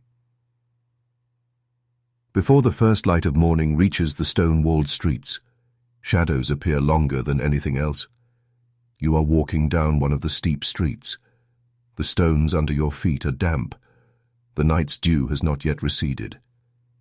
To your left is the stone chimney of a small bakery. No smoke is rising yet, but the crackling of wood inside can be heard.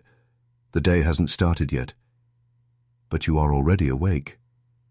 Because mornings start early in this town, especially if you live under the shadow of Rome. Today you need to go to the tax point in the city centre for the registration and delivery of produce from the fields, but the unease within you isn't just about these procedures, because Rome here doesn't just collect taxes, it also watches every step, counts every stone, listens to every silence. As you walk, a group of two approaches from the opposite direction. The one walking in front is a Roman soldier.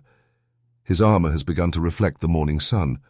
A short spear on his shoulder, a gladius at his waist.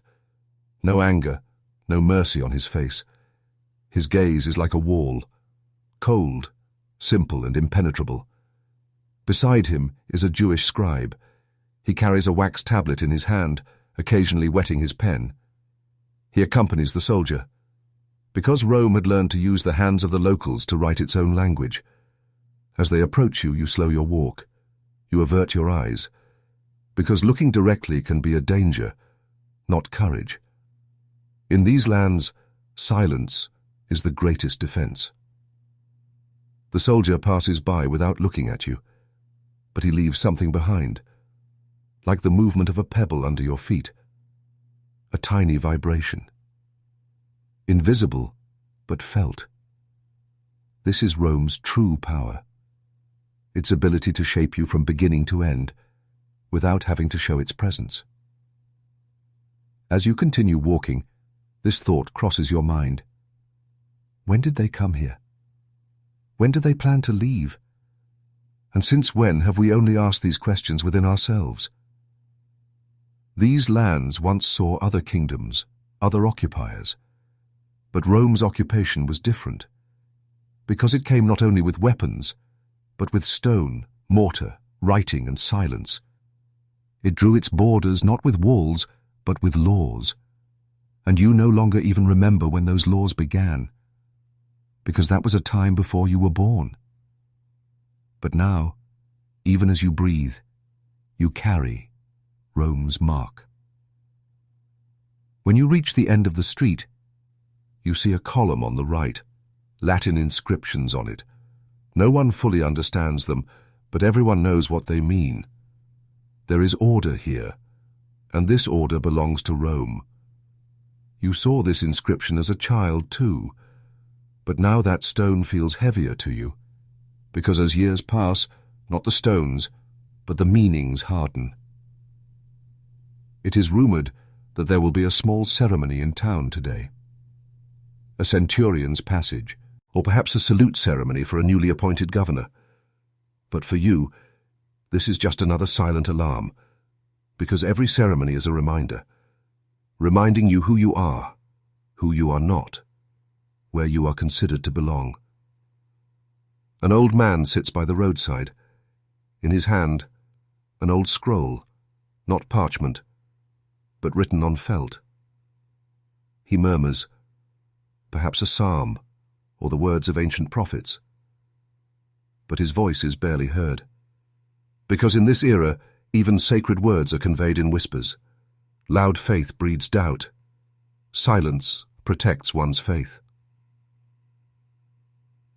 And this thought confronts you with another truth.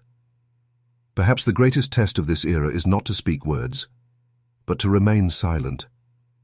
Rome's shadow has fallen not only on the streets, but on souls too. People have now become careful even in their dreams. As you approach the tax point, you see people waiting in line. Everyone is silent. No one looks at each other. They are focused only on the goods in their hands, their bags, their scales, because here even eye contact can lead to an extra question. When you enter, you are again greeted by a Jewish official. But in the back room sits a Roman scribe. He registers parchments, stamps seals. Everyone has to be a part of this system, because to stay outside means to be alone, and in this era, loneliness is the heaviest punishment. When your work is done, you go outside. The sun has risen a little higher. The columns, whose shadows are now shorter, show the reality of the day more clearly. And you, trying to forget this process you just went through, return to the same stony streets.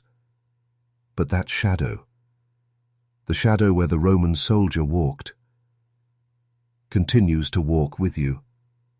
Because Rome has occupied these lands not only with its footsteps, but with its silence. And you begin to ask, when a people grows accustomed to its occupier, how is freedom remembered? But to realize that this shadow is not only on you, but on the soldier too, you must try to look from his perspective. Now, the same stone streets, but this time we look through the eyes of a man walking in armor. His name is Marcus. He is a Roman legionary. He has been a soldier for over 10 years. He has been assigned from Syria to Palestine.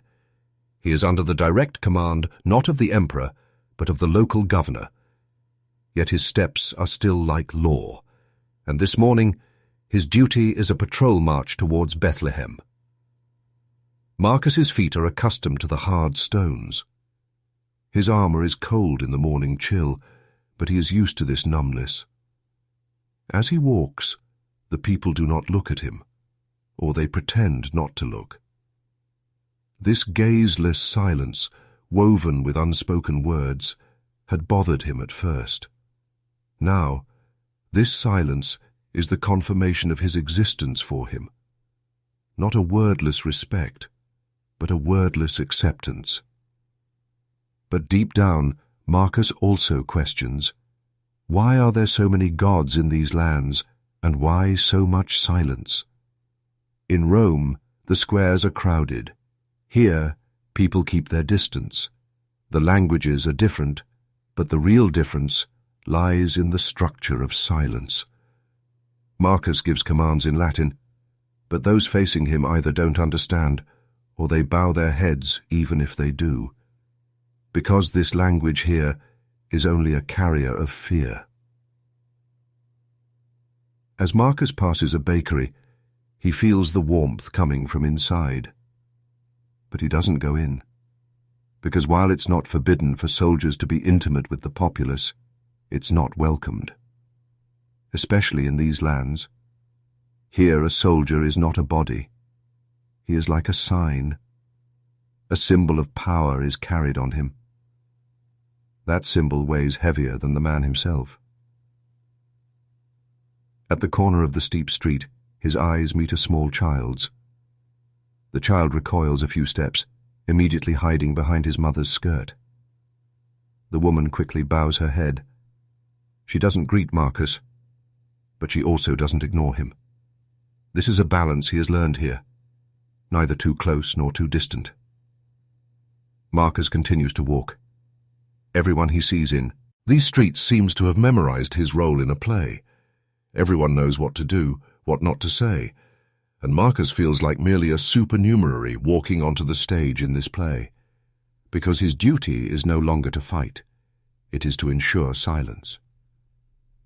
As he approaches the marketplace, whispers rise from within. The languages are unfamiliar, but the tones are familiar. Bargaining, objection, offer, but all at a suppressed level, as if these lands were closed to noise. Yet Marcus had grown up with the shouting of vendors in the neighborhood where he was raised in Rome. The silence here now feels more real to him. He realizes he has forgotten how to live in noise. According to the orders he received from his centurion, he must be around the temple at noon, especially to maintain order among the crowd of Jewish pilgrims. But Marcus experiences a strange feeling as he approaches the temple. He feels the stones there are watching him, as if the massive stone blocks, which have stood there for centuries, saw those who came like him, remembered, and sighed silently. The difficulty of being a soldier is sometimes not being able to recognize the enemy. Here, the enemy shows no face, because the people have forgotten how to revolt, or they have disguised their revolts as prayers. When Marcus senses this, he realizes that the patience underlying such profound silence could actually be dangerous, but he cannot tell this to his superiors. For Rome, silence is proof of victory. At noon, he is at his post. He sits on the stone steps around the temple, taking shelter in the shade. He watches the people passing below. Some never raise their heads. Others glance at him. But all know of his presence, because even a shadow carries the sun's light, and he is the Roman shadow in these lands. As a group of pilgrims moves towards the temple, an old man among them catches his attention. He walks, leaning on his staff. His lips move, but there is no sound. Perhaps a prayer, perhaps an ancient hymn. As Marcus watches him, he remembers his own father. He too, when old, would sit in front of his house in Rome and speak in whispers.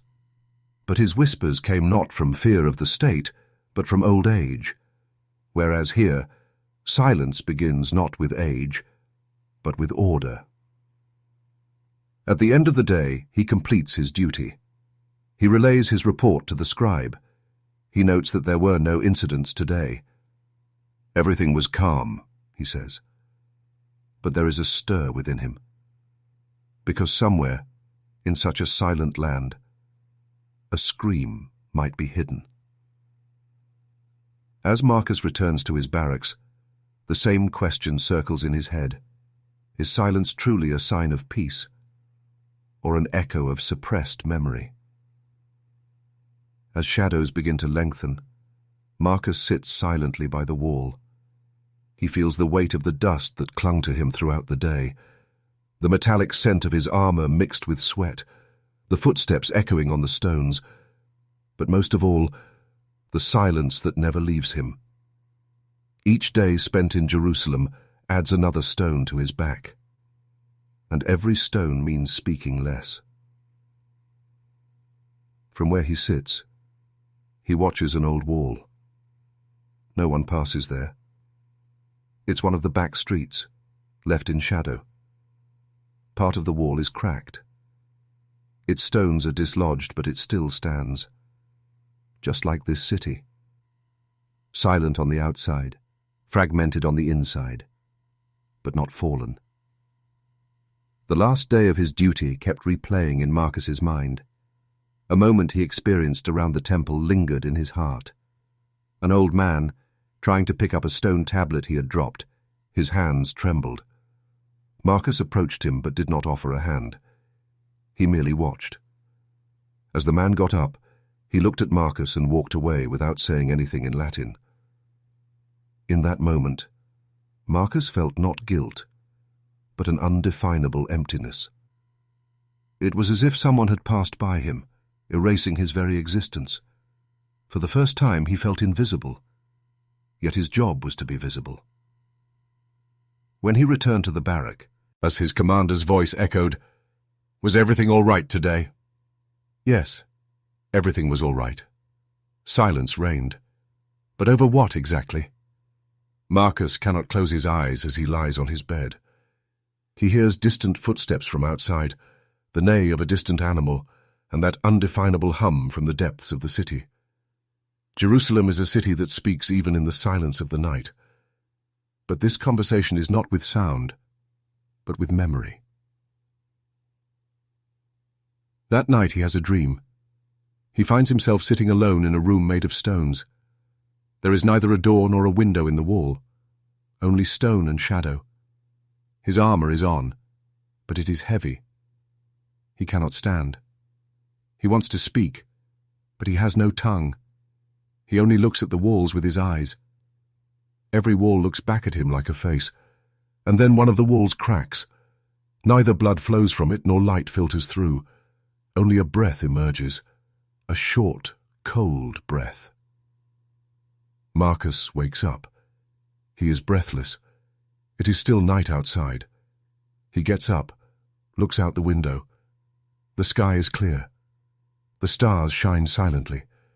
In these lands, even the stars sparkle in whispers, because even the night cannot speak loudly here. The next day, as he goes on patrol, he feels that something has changed. As if within his eyes there is another gaze, beneath the streets another story. And he is outside this story. He is merely an observer. He no longer just preserves order.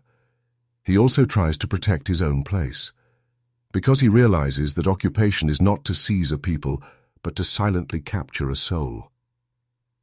One day, while on duty around the church, he sees a group of children playing. One of the children accidentally runs too close to him, and their eyes meet. Marcus bends down, offers the child a stone. He has carved a Latin letter onto the stone. The child is surprised but not afraid. He takes the stone and runs off. This tiny contact creates a tremor within Marcus. Perhaps, for the first time, he has extended a hand to someone in these lands, not as a threat, but as a human. However, military life leaves no room for such moments. Reports are written, diaries are completed. The unit's order is not disrupted. But the order within a man cracks a little more each day. Marcus now goes to sleep later at night. He walks more, and he speaks less.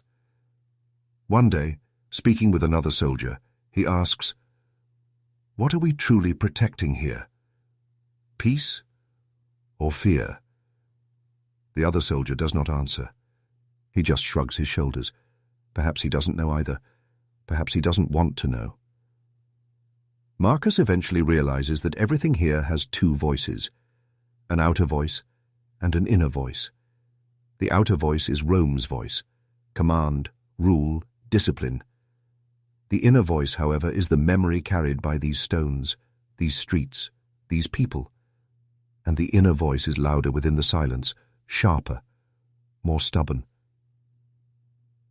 As months pass, Marcus's presence becomes ordinary for the people. Children no longer run from him. Women pass with their heads not bowed, or at least they make not looking at him natural. But this very ordinariness is proof that things are changing. Because when silence turns into habit, it becomes the shadow itself. One morning, Marcus receives his discharge papers. He needs to prepare to return to Rome.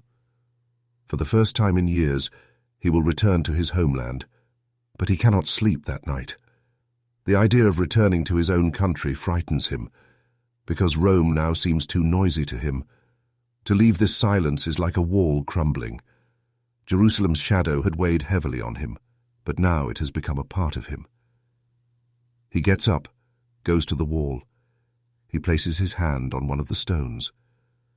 That stone was laid years ago by a Jewish master, perhaps with prayer, perhaps with tears. Now, a Roman soldier whispers his farewell to that stone.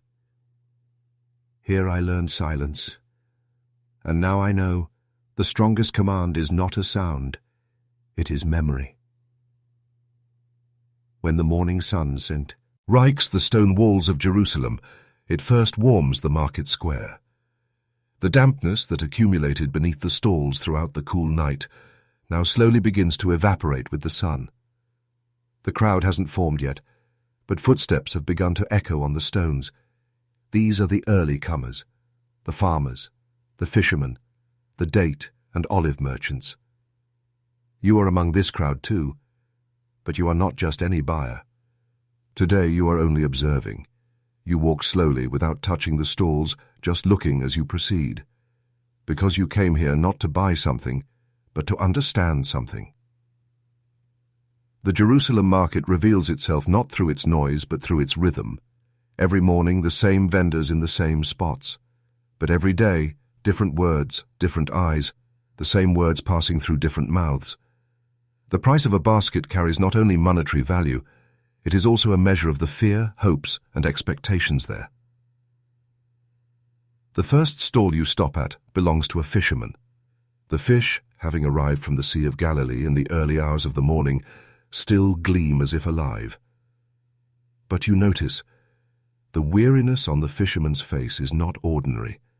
There is a brief prayer on his lips, anxiety in his eyes. The fish are cheaper than usual. This is a sign that something has gone wrong in the lake. Perhaps tax officials demanded more. Perhaps soldiers seized their nets this morning, or perhaps weather conditions altered the entire catch. But he says none of this. He simply continues to sell in silence.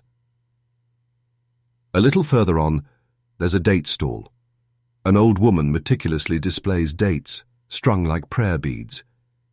She has placed a thin cloth under each date. They appear as if grown in sand, but prepared by a mother's hand. The woman looks at each customer as if to say, "These are sacred fruits." And she quietly whispers, "The dried ones are more durable if you are traveling far." These words stop you. Far away? What does the woman mean? Perhaps she mistook you for a traveller. Or perhaps in this city everyone now has a possibility of leaving. A taste of farewell seems to have permeated the dates. A little further, you witness a quarrel between two olive vendors. Their quarrel is silent. It is not verbal, but continues with glances, price tags, and gestures directed at customers. Both may be bringing olives from the same village, but one sells them a denarius cheaper than the other. This is not just competition. This is also a sign of who has suffered more, who has lost more, because sometimes the price reflects not just economics, but also which family has an empty plate. The crowd slowly grows.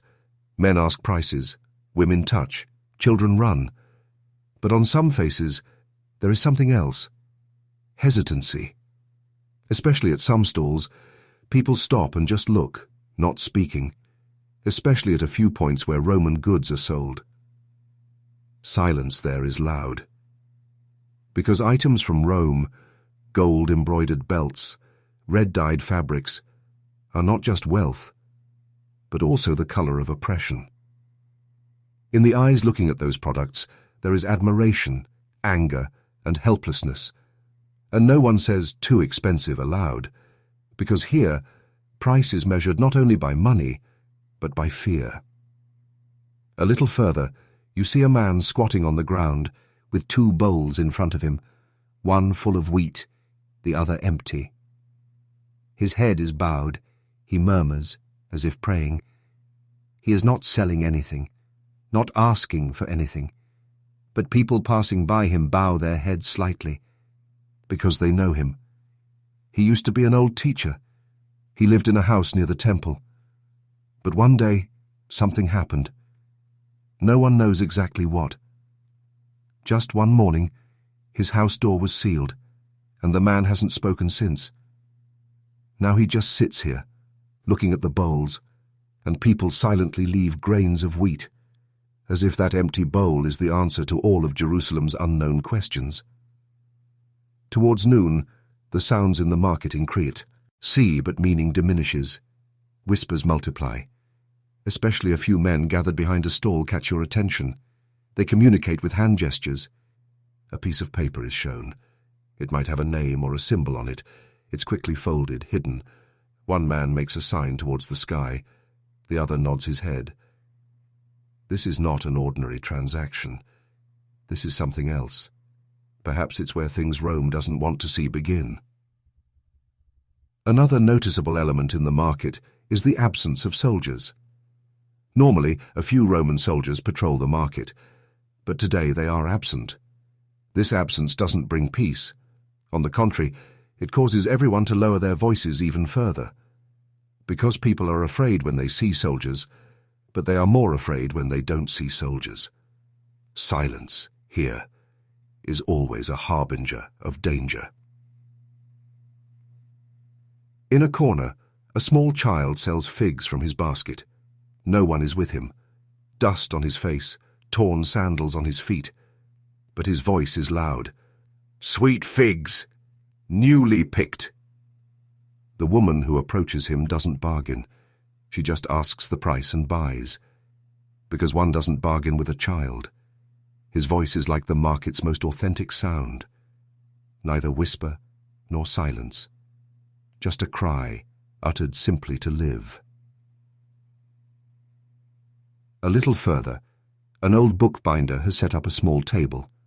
On it are a few parchments, 2 ink pots, and a broken pen. Passers-by are not interested, because writing here is solely the work of religious men. But the man, with the lines on his face, examines every person who passes, as if each one were a word. For him, the market is a text. Every customer is a sentence. And he reads, every day, silently.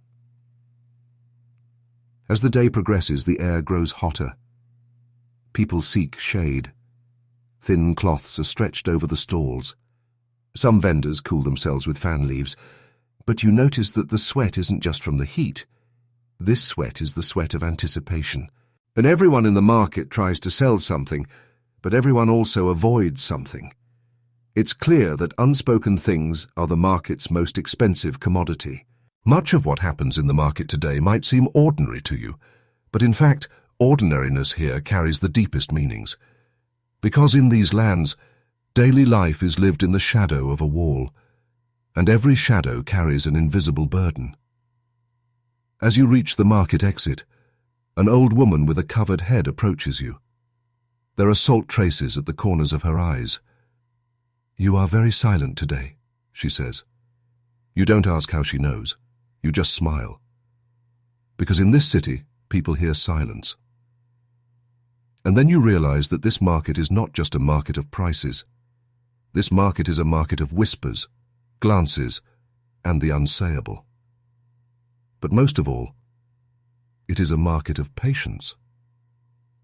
In the first part, you observed the silent chaos of Jerusalem's market in the morning hours, the fears hidden behind the prices, and what people said by keeping silent. But as the sun reached its zenith, shadows took the place of silence. The market's rhythm changed, and you were no longer just an observer, but almost a part of that rhythm. At midday, shadows in the market square sharpen. As the sun heats the stone pavement, people's faces wrinkle. Sweat mixes with forehead lines. But you notice that these wrinkles are not just from the sun, but traces of years and experiences. Every face seems to hide another story. You stop in front of a potter's stall. On his display are large pots, water jugs, olive oil amphorae. But what catches your attention are not the displayed products, but the potter's hands. His fingers are calloused, clay-dried and cracked around his fingernails. But most striking is an old scar on his thumb, slightly bent to the left, as if its shape was altered by a blow. Seeing that you notice this, the man looks at you and nods slightly. Without saying anything, he turns his eyes back to his stall. But that injured thumb makes you think, to work in this city means not only labor, but also participating in memory with one's body. Every hand carries the silent history of these lands. You approach a small fountain in the middle of the market. Children wait in line to drink water. Some wash their hands, others just moisten their palms and rub them on their faces. Water here is sacred. It exists not only to quench thirst, but also for a kind of cleansing. Because in these lands, sin spreads not just by word or deed, but sometimes by thought, and people, sometimes, wash their faces only with their thoughts. Near the fountain, a young man sells dates, but instead of arranging the dates on a stall, he takes them out of his basket one by one and offers them to those who approach. With each date he gives, he moves his mouth as if murmuring a short prayer. Some think he is mad, others whisper that he is a seeker.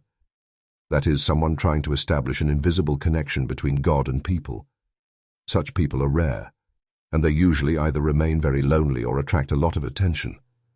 But this man seems to experience both. Neither does anyone approach him, nor does everyone watch him from afar. As your eyes slowly wander around, a stall clearly belonging to Rome catches your attention. Bright fabrics, gilded jewelry, small medallions. But the seller is not Jewish. He is a young man of Syrian origin. He wears a red belt with a Roman legionary insignia imprinted on it. This belt symbolizes his immunity. No one can raise their voice against him. But no one buys from him either. Passers-by merely look and move on. This silent protest is like an internal resistance carried by the city, an unarmed but unyielding defiance. In the middle of the day, the conversation of a group of women arriving at the market stands out from the crowd. They carry baskets, their heads covered with worn headscarves. But their conversation is striking. They start with the price of olive oil, then talk about a newborn baby. After a while, the conversation turns to a sermon given last week by a rabbi in the temple. One of the women speaks about the phrase inner cleanliness mentioned in the sermon. "How will we achieve inner cleanliness?" she asks loudly. The others fall silent. This seems like a simple question, but you realize that the echo of that question silences the other sounds in the market. Because in this city, the way questions are asked is as important as their answers. A group of men gathers under a tree in the market. They sit, eating their lunch with pieces of bread in their hands. Their conversations are low but rhythmic. If you listen, you understand. They're talking not just about bread, but about current events.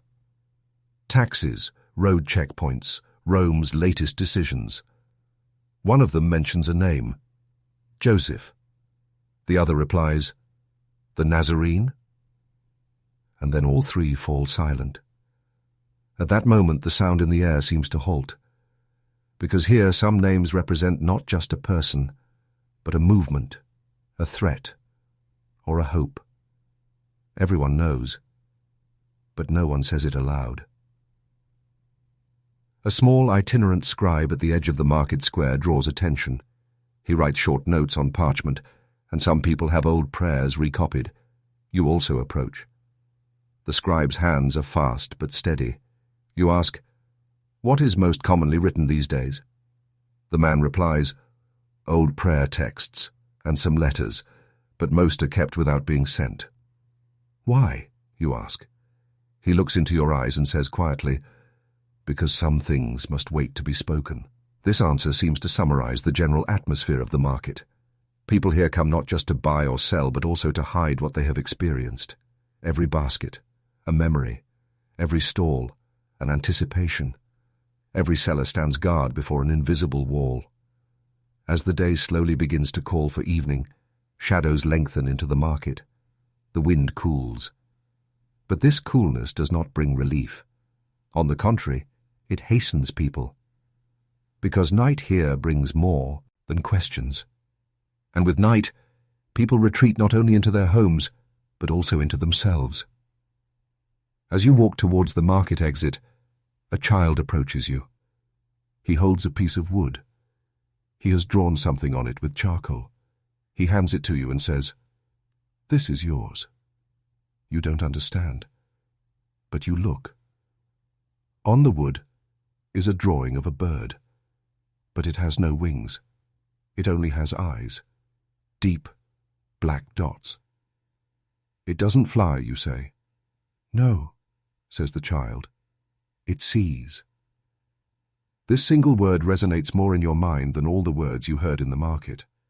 Because in this city, not everyone can fly. But everyone sees things, and they cannot speak of what they see. As the day begins to recede over the Jerusalem market, the colors change. The stone walls resemble shadows. People are still there, but their voices diminish. In the market there is no longer buying and selling, but packing up. Baskets are emptied, fingers are weary, but eyes still scan the surroundings. Because here, even when the day ends, vigilance never ceases.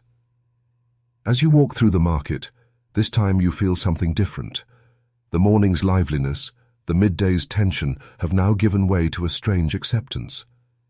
As if everyone has completed their role for the day, an unexpected scene has closed, and you, without realizing it, have become not a spectator, but a part of this scene. As you pass by a bakery, the oven's mouth is still hot.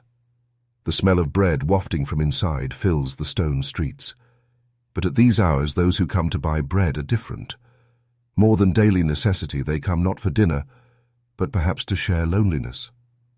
A widow, an old man on her arm, a silenced child. Each tries to return not just to a home with a piece of bread, but perhaps to peace.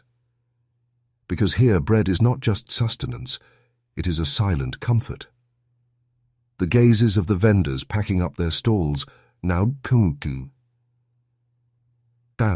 ander into emptiness. The thought of profit belongs to the early hours of the day. In the evening, only thought itself remains. Prices are forgotten, only whispers remain, and these whispers sometimes turn into a name. Jesus. You hear this name murmured by a woman behind a wall, unseen by anyone. Perhaps a prayer, perhaps a fear, perhaps a hope. But the echo of this name, though not spoken aloud by a single mouth in the market, silently takes its place in many thoughts. Because in this era, some names are heard without being spoken, and some thoughts are felt without being expressed.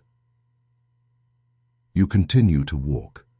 The stones under your shoes have been worn by hundreds of feet throughout the day. Each carries a different story. A merchant's worry, a mother's prayer, a youth's indecision. But the stone remains silent. It sees everything, but tells nothing. Just like this city. Just like you. In a corner, an old man sits alone, holding an old violin case on his knees. He doesn't take out the violin. He doesn't play. He just strokes the case. His eyes are closed, his head slightly bowed. Children passing by think he is mad. But you realize that this man perhaps was once the voice of this city. Perhaps a wedding was celebrated with that violin. Perhaps a death was mourned. Perhaps just an afternoon's peace was found with that sound. But now even silence is too much.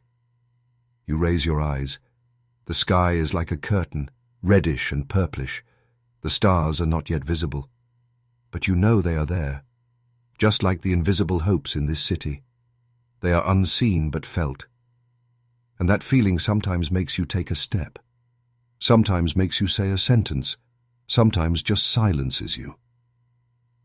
When you reach the end of the market, you notice that the old woman you saw in the morning at the entrance is still there. She has placed the last few remaining fruits on a cloth, but now not to sell, to wait. Perhaps for a customer, perhaps a friend, perhaps someone other than herself. You don't approach her. You just look and see. He looks at you. Your eyes meet. In that moment, no words are needed, because in this city, some glances are more powerful than words. Just then, a light breeze blows. The woman's headscarf slips a little from her head. A lock of her hair becomes visible, grey, thin, and trembling. But in that moment, you feel how strong she is. Perhaps that strength is what holds this city together. Not from fear, oppression, or hunger, but purely from resistance. A silent, ordinary, yet stubborn resistance. You take a step to turn back, but the market you left behind is no longer the market of the morning. The same stones, the same stalls, the same people. But each seems to have transformed into a different shape. And you are no longer the same person either. Because this market is not just about commerce, but about realization. The heavy thoughts carried by tired bodies, sentences never spoken, fears that could not even turn into a whisper. All have passed into you. And now night is falling. The market is closing. But a question walks with you. This silence, is it truly a sign of peace, or the suppressed form of the loudest cry?